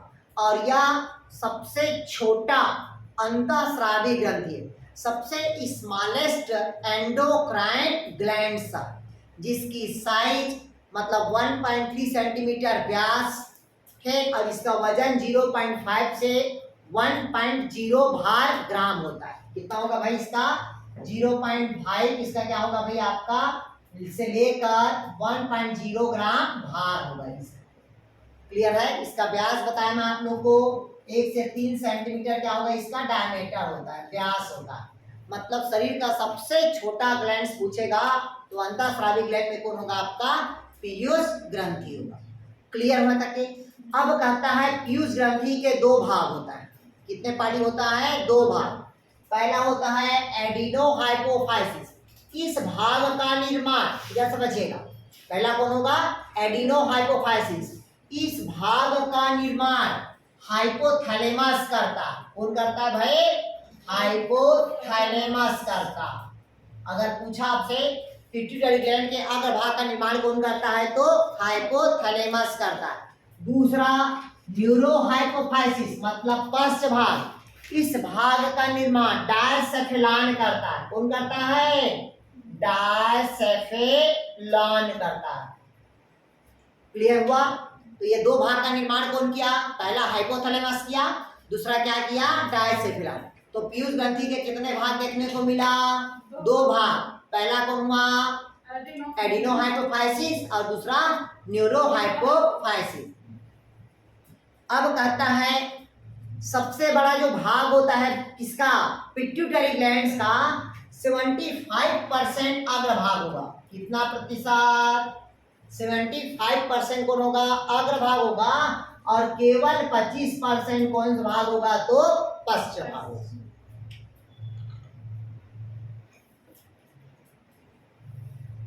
ध्यान समझिएगा।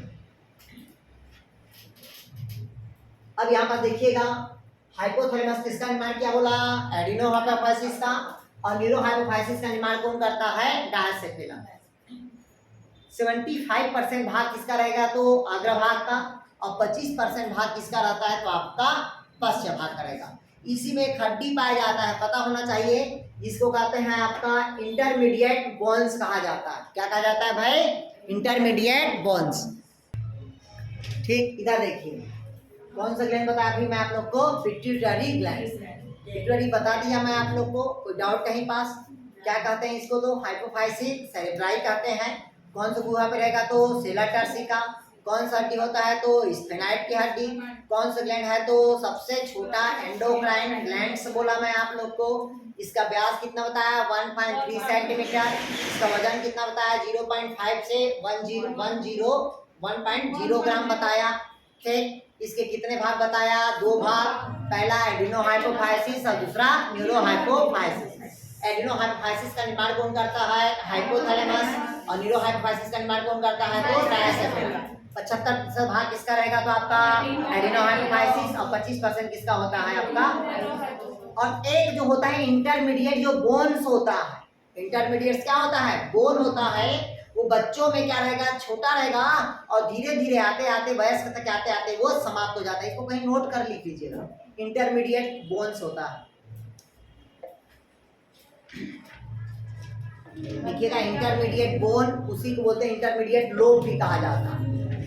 इंटरमीडिएट लोब्स वो धीरे धीरे क्या हो जाता है? वयस्क आते तक के समाप्त हो जाता है।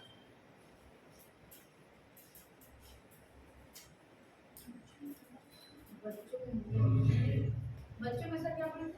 इंटरमीडिएट लोब होता है जो वयस्क आते आते समाप्त हो जाता है। तो बच्चों में क्या छोटा रहता है बड़ा रहता है?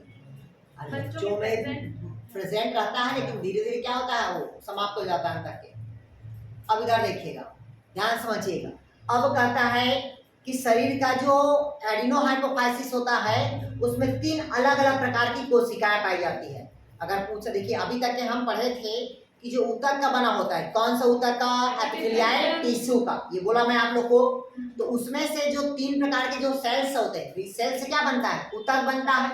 तो ये जो एडिनोहाइपोफाइसिस होता है ये 3 अलग अलग कोशिकाओं का मिलकर बना होता है। तीनों कोशिका का नाम लिखिए। पहला बेसोफिल्स।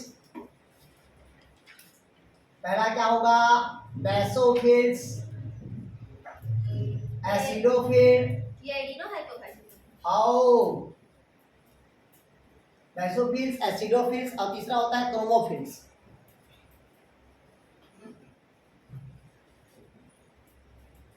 ये 3 प्रकार के सेल से मिलकर बना होता है। ध्यान समझिएगा।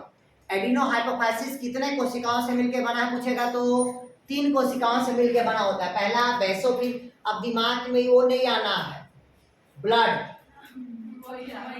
हाँ, हम पहले बता रहे हैं दिमाग में ब्लड नहीं आना चाहिए। उसमें पढ़े होंगे एसिडोफिल्स होता है, बेसिनोफिल होता है, न्यूट्रोफिल्स, यही पढ़े ना? याद रखना। लेकिन उसमें एक को चेंज कर देना, न्यूट्रोफिल की जगह क्या कर देना? क्रोमोफिल्स कर देना। आया समझ? या नहीं आना चाहिए? तो आपके दिमाग में आएगा किस प्रकार के हम नाम कितना जगह पढ़े? केवल 2 जगह। पहला ब्लड और दूसरा पीयूष ग्रंथि के एडिनोहाइपोफाइसिस। आया कुछ समझ रहे? नहीं आया? बताओ तो चलो। ब्लड में पढ़े हो कि ग्रेनुलर है कि नॉन ग्रेनुलर है? गोलाकार है कि अगोलाकार है? गोलाकार है। गोलाकार। सिर बोल दिया मतलब गोलाकार होगा। आया कुछ समझ? या नहीं आया? ठीक। अब कहता है इसी एडिनोहाइपोफाइसिस से अब अलग अलग हार्मोन का क्या होता है? सिक्रेशन। तो शरीर का सबसे बड़ा जो ग्लैंड्स होता है वो तो बता दिया थायराइड। ये सबसे क्या होता है, छोटा, सबसे छोटा है, लेकिन सबसे अधिक मात्रा में निकलने वाले क्या है, ये हार्मोन्स। छोटा है लेकिन बहुत सारे हार्मोन का क्या करता है, ये सिक्रेशन करता है। इस हार्मोन में से जो पहला लिखिएगा एसटीएच, एसटीएच लिखिएगा सोमैटोट्रॉपिक हार्मोन्स, या इसी को कहते हैं ग्रोथ हार्मोन्स कहा जाता है। लिखिएगा इसको क्या कहते हैं भाई, सोमैटोट्रॉपिक हार्मोन्स, या इसी को कहते हैं ग्रोथ हार्मोन्स कहते हैं।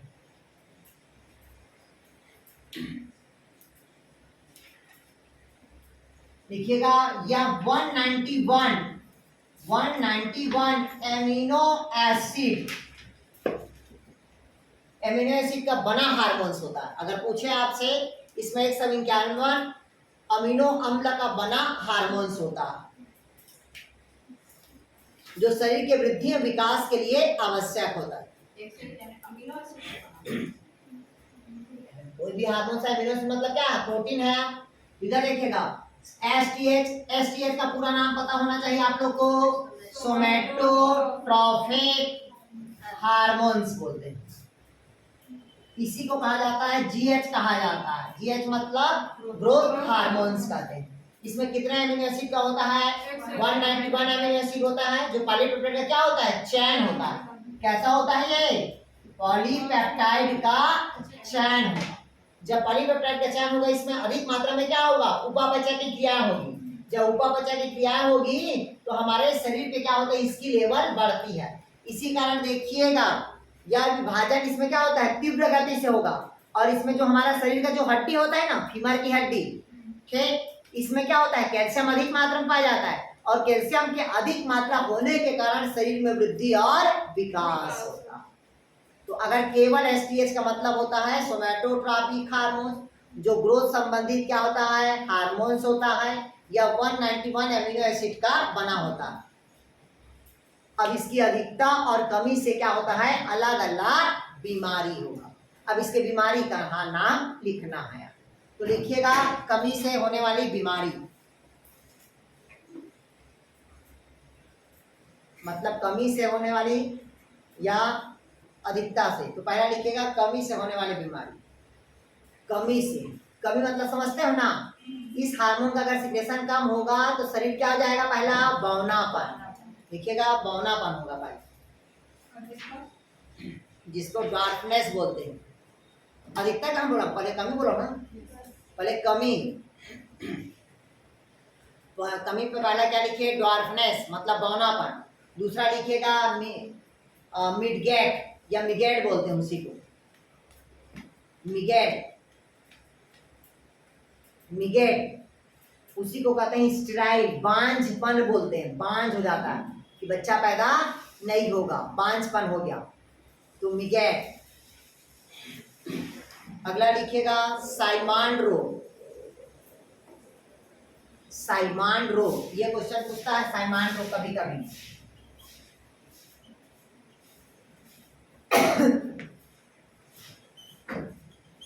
साइमन डिजीज, ये देखिएगा साइमन डिजीज मतलब जानते हो, आप लोग को पता होना चाहिए। कई ऐसे पिक्चर होता है जो बच्चा रहता है 4 साल और 5 साल का, दिखता है कितना है, 40 साल का, मतलब समय के पहले बुढ़ापा आ जाना। हाँ देख लेना, ठीक, मतलब समय के पहले क्या जाता है, बुढ़ापा आ जाता है, तो वो क्या होता है, वो साइमंड्स डिजीज होता है। क्लियर हुआ, मतलब वयस्क अवस्था में ही बुढ़ापा दिखाई देता है। क्लियर हुआ या नहीं, देखे हो अभी जैसे हमको देखो 10 साल बाद देखो तो हम एकदम रुखरा हो जाएंगे, तो एकदम बुढ़ापा नहीं आ जाएगा यार, ठीक, तो कौन सा होगा, साइमन डिजीज होगा। क्लियर हुआ। हमारे साथ हम देखते हैं, जो हमारे साथ पढ़े हुए हैं लड़कियां हैं, दिखते हैं तो 4-5 बच्चे हो गए हैं और डुबरी जैसे दिखने लगते हैं, ठीक। हम देखे जब खयार्द घर अनुराधा साहू को, बाप रे इतनी शरीर हो गई है, तो होता है यार, ठीक, मतलब क्या होता है, वो साइमन डिजीज होता है, बॉडी के ऊपर डिपेंड करता है वो। क्लियर हुआ यार, आ गया समझ। जैसे हम बुढ़ापे पर अगर दुबला पतला रहेंगे तो ऐसे ही दिखेंगे, नाटी काटी, नहीं है समझ, शरीर रहेगा तो डोकरा जल्दी हो जाएंगे। तो ये कौन सा डिजीज होता है, साइमन डिजीज। ये किसकी कमी से हुआ, तो STH, सोमैटोट्रॉपिक हार्मोन्स की होने वाले कमी। दूसरा लिखेगा अधिकता, तो अधिकता से पहला लिखिएगा आप लोग, पहला लिखिएगा एक्रोमिगैली, एक्रोमिगैली पहला लिखिएगा अधिकता से एक्रोमिगैली। एक्रोमिगैली मतलब समझते हो यार, एक्रोमिगैली। ये देखिएगा, ऐसे देखिए विशाल का शरीर है, देखिए ना, बॉडी बिल्डर से ये ऊपर ऊपर निकल जाता है, ये एकदम दब गया रहता है, ये निकला हुआ रहता है, तो कहलाता है एक्रोमिगैली कहलाता है, मतलब शरीर का विशाल काय होना। वो क्या कहलाता है? एक्रोमिगैली कहलाता है। क्या? खली को भी देख लेना यार, खली के ये दोनों थाई चिपका हुआ रहता है, चल नहीं पाता है। ठीक, क्लियर हुआ यार? हाँ वही हम जो बता रहे हैं, जो चल के दिखा रहे हैं, वो क्या होता है? एक्रोमिगैली होता है। क्लियर हुआ था क्या? कोई डाउट नहीं पास यार? ये अधिकता से हुआ, कमी से बता दिया बौना पर, और अधिकता से क्या होगा? विशाल का। हाँ तो और क्या, ये भी तो है यार। ठीक, तो पहला क्या हुआ? एक्रोमिगैली। क्लियर हुआ? दूसरा लिखे अब आप लोग गोनेडोट्रॉपिक हार्मोन्स। दूसरा GTH। GTH मतलब क्या होता है? Gonadotropic hormones. गोनेड्स मतलब रिप्रोडक्टिव ऑर्गन्स, तो रिप्रोडक्टिव से संबंधित हार्मोन का स्राव कौन करता है? आपका GTH करता है, गोनेडोट्रॉपिक हार्मोन्स करता है, जिसको हम क्या कहते हैं? गोनेड के नाम से जाना जाता है। किसके नाम से जाना जाता है अभी? आपका गोनेड्स के नाम से जाना जाता है। किसके नाम से? गोनेड्स। और गोनेड्स में दो गोनेड्स होता है, आप लोग को पता होना चाहिए। पहला जो होगा आपका फॉलिकल स्टिमुलेटिंग हार्मोन्स, और दूसरा होता है ल्यूटिनाइजिंग हार्मोन्स होगा। पहला क्या होगा? FSH। FSH मतलब होता है फॉलिकल स्टिमुलेटिंग हार्मोन्स होता है। और दूसरा होता है LH, जिसको कहते हैं ल्यूटिनाइजिंग हार्मोन्स बोलते हैं। तो पहला लिखिएगा फॉलिकल स्टिमुलेट, इधर समझिएगा, फॉलिकल स्टिमुलेटिंग हार्मोन्स के अंतर्गत क्या क्या आता है, इधर समझिएगा। ये FSH मतलब फॉलिकल स्टिमुलेटिंग हार्मोन, मतलब फॉलिकल है, शरीर स्टिमुलेट हुआ, फिर हार्मोन का क्या हुआ? सिक्रेशन। जैसे आपको पता है ओवरी से किसका निर्माण होगा? ओवम का। ओवम के निर्माण के कौन सा हार्मोन जिम्मेदार होता है? Follicle stimulating hormone. उसी प्रकार से क्या होगा? टेस्टिस। टेस्टिस से क्या निकलेगा? स्पर्म। अब क्वेश्चन पूछा आपसे कि पिट्यूटरी ग्लैंड का कौन सा ऐसा हार्मोन्स है जो स्पर्म बनाने के हार्मोन का सिक्रेशन करता है, तो कौन होगा? FSH, follicle stimulating hormone. है गोनेड्स, गोनेड्स में आता है मेल और फीमेल, लेकिन गोनेड्स से कितने हार्मोन का सिक्रेशन होगा? दो। पहला कौन होगा? FSH, दूसरा क्या होगा? LH। FSH को बोलते हैं फॉलिकल स्टिमुलेटिंग हार्मोन्स, जो ओवरी में किसका निर्माण होगा? आपका ओवम का, और इस टेस्टिस में किसका निर्माण होगा? स्पर्म। उसी प्रकार से LH, LH मतलब होता है ल्यूटिनाइजिंग हार्मोन्स। कौन सा हार्मोन्स कहता है भाई? Luteinising hormones. लूट लो, और लूट लो किसको? तो दो हार्मोन्स को। पहला मेल में बनता है क्या?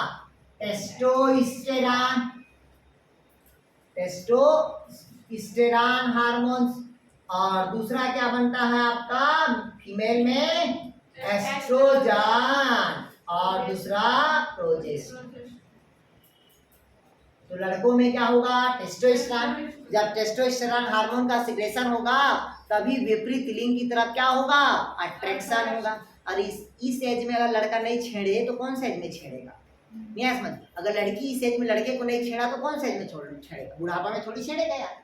मतलब वो किसको रिप्रेजेंट करता है? विपरीत लिंग की तरफ अट्रैक्शन को करता है। देखिए ना, जब स्कूल में पढ़ते थे वैसे कागज का पुड़िया बनाते थे और ऐसे संतोषी की तरफ ऐसे मारते थे। अरे मारते थे कि नहीं मारते? क्यों? वो भी तो छेड़ना ही हुआ ना। मतलब वो किसको रिप्रेजेंट कर रहा है? विपरीत लिंग की तरफ अट्रैक्शन होना। और ये पूरे किसके ओर से जाता है? तो ये हार्मोन्स का। ये आपका दोष नहीं है, ये हार्मोनल है। क्लियर हुआ यार? नहीं है समझ? आप किसी बच्चे को देख के ना 11वीं 12वीं लड़कियों को बोल के देखना कि वो लड़का खराब है, उससे प्यार मत करना बोल के, वो आपके ऊपर गुस्सा जाएगी, भड़क जाएगी वो। लोग की दोष नहीं है, वो हार्मोनल दोष होता है। एक एज के बाद वो हार्मोन धीरे धीरे क्या हो जाता है, कम हो जाता है। आया समझ? नहीं आया समझ? लोगों समझने लगते हैं अभी के बच्चे में हार्मोनल इंक्रीज ज्यादा हो रहा है, इस लोग का शरीर क्या होता है, विशाल काय होता है। क्लियर हुआ यार? जैसा फैक्ट्री वैसे प्रोडक्ट आया हो सकता है। चलो छोड़ो, क्या करता है भाई आपका ल्यूटिनाइजिंग हार्मोन्स। ल्यूटिन हार्मोन का मतलब क्या होगा, मेल में टेस्टोस्टेरोन हार्मोन का सिक्रेशन होगा, फीमेल में किसका होगा भाई, एस्ट्रोजन और प्रोजेस्टेरोन। अगर शरीर में इस हार्मोन की काम अगर कमी होगी तो सेकेंडरी रिप्रोडक्टिव ऑर्गन में भाग नहीं ले पाएगा, नपुंसक के कैटेगरी पे आ जाएंगे, अरे सब नहीं होगा तो। ठीक, अब इसमें देखते हैं भाई इसके, हाँ आप लोग को पता होना चाहिए जो 5 साल की वो रिप्रोडक्शन बढ़ा देंगे इतना देंगे। ठीक, तो किसी में ये हार्मोन का सिक्रेशन जल्दी हो जाता है, किसी में हार्मोन का सिक्रेशन क्या होता है, लेट में आता है। जैसे आप लोग को पता होना चाहिए पेरू नामक देश में 5 साल की बच्ची क्या बन गई थी, माँ बन गई थी। पता है कि नहीं पता? 5 साल की बच्ची माँ बन गई थी। अब तो 5 साल की बच्ची कैसे माँ बन गई? ठीक, उसके बॉडी पे जल्दी ही ग्रोथ होने लगा और जल्दी ही मतलब वो साइकिल वाइकल आना स्टार्ट हो गया। देखिए ना, किसी बच्चे को डॉक्टर के पास ले जाते हैं, जब वो बच्ची 9 साल की रहती है तभी आ जाता है, प्री मैच्योरेशन आ जाता है, मासिक चक्र आ जाता है 9 साल में, तो डॉक्टर के पास ले जाते हैं तो डॉक्टर सलाह देता है कि किसी बच्चे में जल्दी ग्रोथ हो जाता है, किसी बच्चे में लेट ग्रोथ होता है। आया समझ? नहीं आया? तो ये हार्मोन्स हुआ गोनेडोट्रोपिक हार्मोन्स। अब इसकी अधिकता से और कमी से क्या होता है, बहुत सारे बीमारी होता है। अधिकता होगा तो जल्दी भर खुल जाएगा और कमी होगी तो बहुत लेट में क्या होगी, वो मम्मी बनेगी या पापा बनेगा यार। क्लियर हुआ? इसको कोई जरूरत नहीं है। स्टेराइल और दो ही तो होता है इसमें, स्टेराइल होगा दूसरा क्या होगा, फर्टाइल होगा। मम्मी बनी और पापा बना तो फर्टाइल, मम्मी और पापा नहीं बना तो स्टेराइल हो गया यार। क्लियर हुआ यार? आया समझ? और ये जो स्टेराइल और फर्टाइल का जो किस्सा है, जैसे कि जो थर्ड जेंडर है, छक्का पैदा करने में पूरा श्रेय किसको जाता है, मेल को जाता है। पूरे छक्का पैदा करने में किसका श्रेय होता है, मेल का। लेकिन बीमारी को फैलाने में, जेनेटिक डिसऑर्डर को ले जाने के लिए किसका होता है, फीमेल का होता। आया समझ? क्यों होता है, जब एवोल्यूशन पढ़ाएंगे बता देंगे। दूसरा हो गया गोनेडोट्रोपिक हार्मोन्स। तीसरा लिखेगा एसीटीएच, एडिनोकार्टिकोट्रोपिक हार्मोन्स। तीसरा लिखेगा एडिनोकार्टिकोट्रोपिक हार्मोन्स।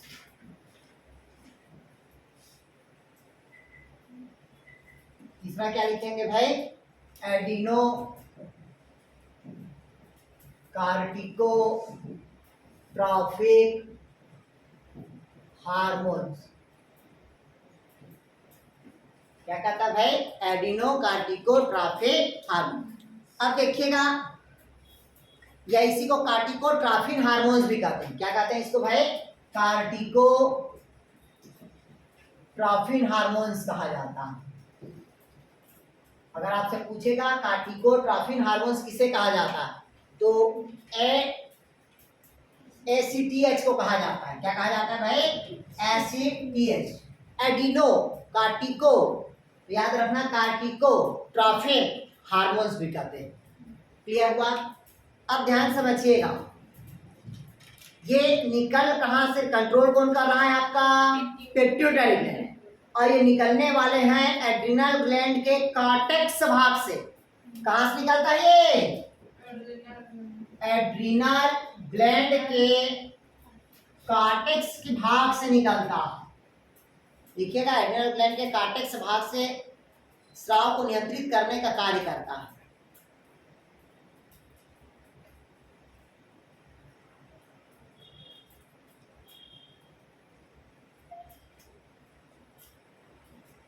अब ध्यान समझिए, सॉरी, ये निकल रहा है कहां से, पीयूष ग्रंथि से। नियंत्रण किसको करता है, तो एड्रिनल ग्लैंड के कॉर्टेक्स भाग को नियंत्रण करता है। क्लियर हुआ तक के? देखिए, सिक्रेशन कहीं और से हुआ, कंट्रोल इसका कहीं और। नहीं आया समझ? आ रहा नहीं आ रहा भाई? सिक्रेशन पिट्यूटरी ग्लैंड से हुआ, लेकिन कंट्रोल किसको करेगा, तो एड्रिनल ग्लैंड के कॉर्टेक्स भाग को करेगा। क्लियर हुआ यार? कोई डाउट कहीं पास यार? आ गया समझ? और ये किससे संबंधित होता है, तो आपका ये वृद्धि से संबंधित होगा। किससे संबंधित होता है, तो वृद्धि से संबंधित होगा। तीसरा लिखिएगा टीएच, लिखिएगा थायरोट्रॉपिक हार्मोन्स बोलते हैं, थायरोट्रॉपिक हार्मोन्स बोलते हैं, लिखिएगा थायरोट्रॉपिक हार्मोन।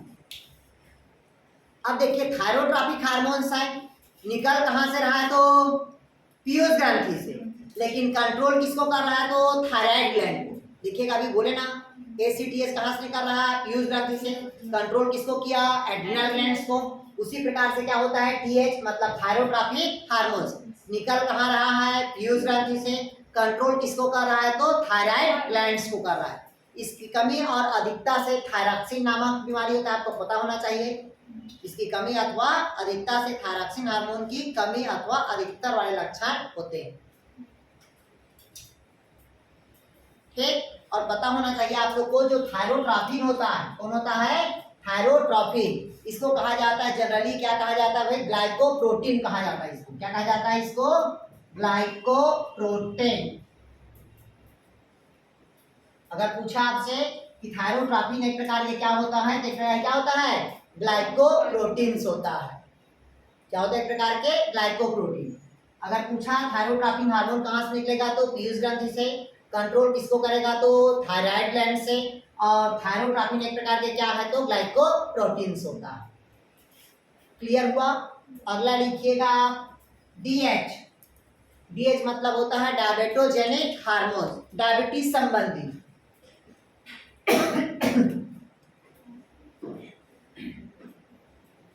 लिखिएगा डायबेटोजेनिक हार्मोन्स डीएच। कौन सा आता है भाई डीएच डायबेटोजेनिक हार्मोन। कौन सा आता है भाई डायबेटोजेनिक हार्मोन मतलब डायबिटीज संबंधित क्या होता है हार्मोन्स होता है। तो कहां से सिक्रेशन हुआ पीयूष ग्रंथि से, और कंट्रोल किसको किया तो एड्रीना मतलब किसको किया पैंक्रियाटिक ग्लैंड को। अग्नाशय ग्रंथि को कंट्रोल करता है।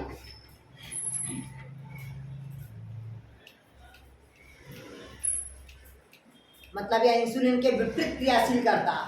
किसके प्रति काम करता है ये इंसुलिन के विपरीत क्रियाशील करता है। इधर समझिएगा डायबेटोजेनिक हार्मोन सिक्रेशन कहाँ से हुआ पीयूष ग्रंथि से, लेकिन कंट्रोल कहाँ किया तो पैंक्रियाटिक ग्लैंड्स को कंट्रोल करता है, क्योंकि यह इंसुलिन के प्रति क्या करता है विपरीत क्रिया करता है।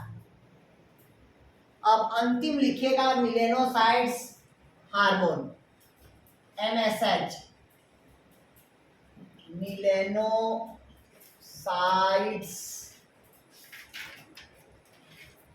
मिलेनोसाइट्स हार्मोन लिखिएगा मिलेनोसाइट्स स्टिमुलेटिंग हार्मोन बोलते हैं। Melanocytes stimulating hormone, stimulating hormone लिखिएगा मिलेनोसाइट्स स्टिमुलेटिंग हार्मोन मतलब एक किससे निकलने वाला हार्मोन्स है, याग्रपाली से निकलने वाले क्या होते हैं हार्मोन्स होते हैं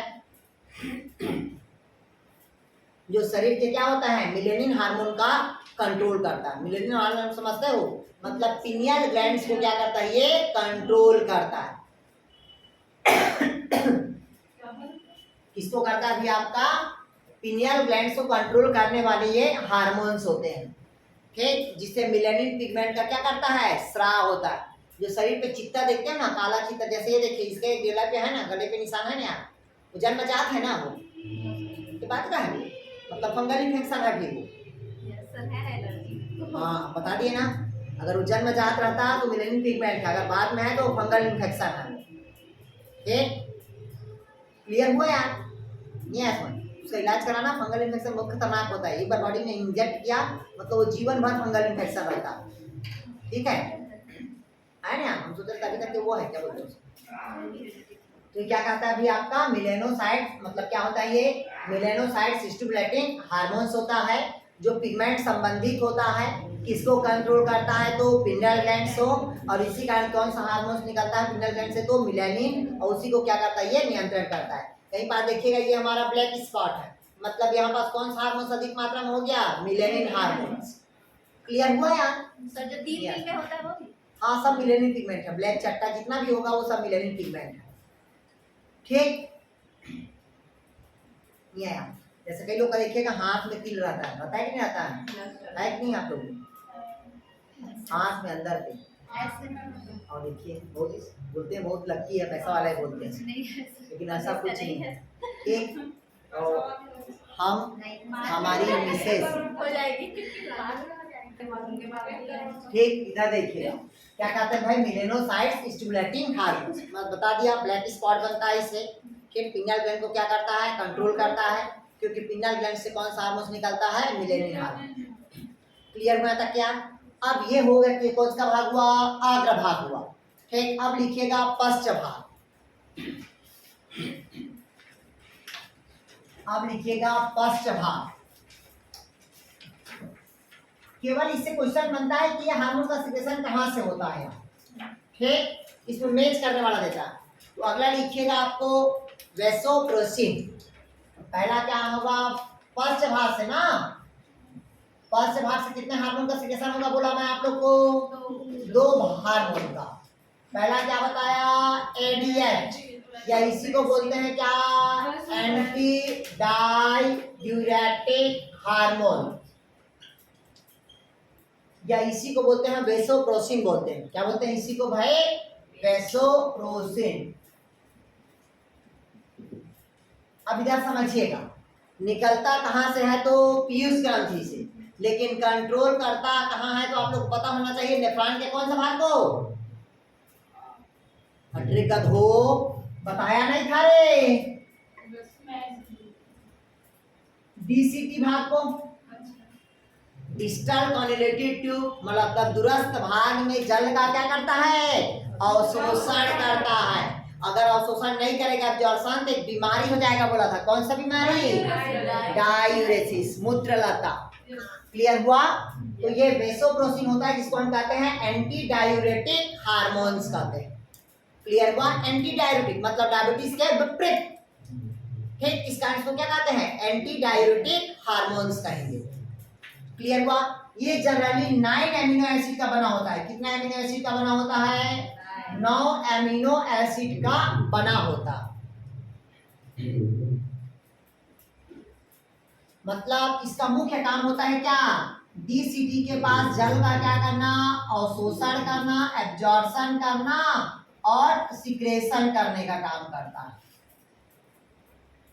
सॉरी पुनः अवशोषण को बढ़ाता है सिक्रेशन नहीं, रीअब्जॉर्प्शन की क्रिया को करता है।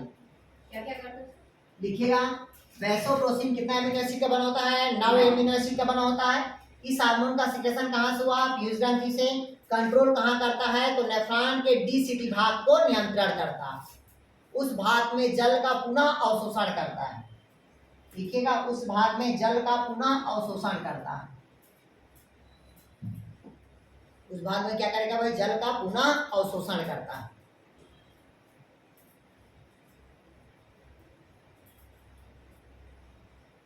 लिखिएगा यह हार्मोन श्वेत ग्रंथि के स्राव को कम करता है। लिखिएगा यह हार्मोन श्वेत ग्रंथि के स्राव को कम करता है।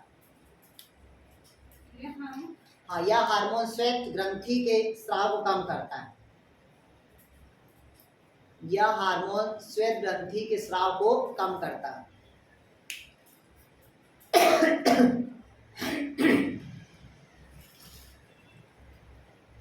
वो क्या लिख लिया?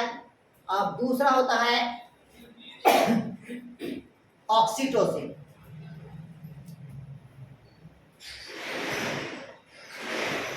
दूसरा लिखिएगा ऑक्सीटोसिन।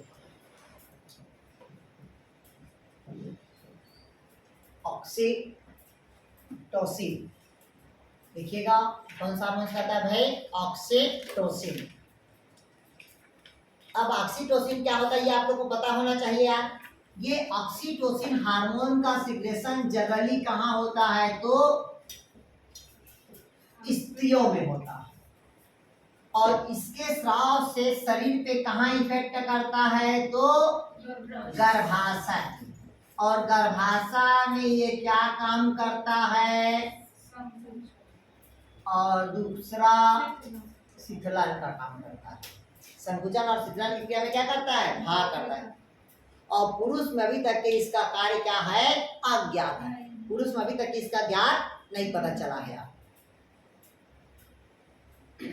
और इसका निर्माण पता होना चाहिए कि गर्भाशय के अंतिम अवस्था में, मतलब प्रेगनेंसी रहता है ना उस समय तो होता है, लेकिन गर्भावस्था के अंतिम चरण में प्रारंभ होता है।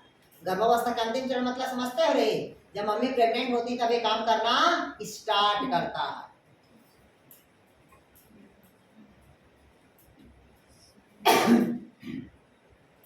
इसी कारण जब बच्चा पैदा नहीं होता है तो इंजेक्शन किसका लगाते हैं?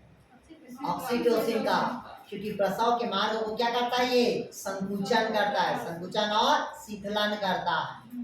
ठीक, जिसको क्या बोलते हैं? सर्वैक्स बोलते हैं।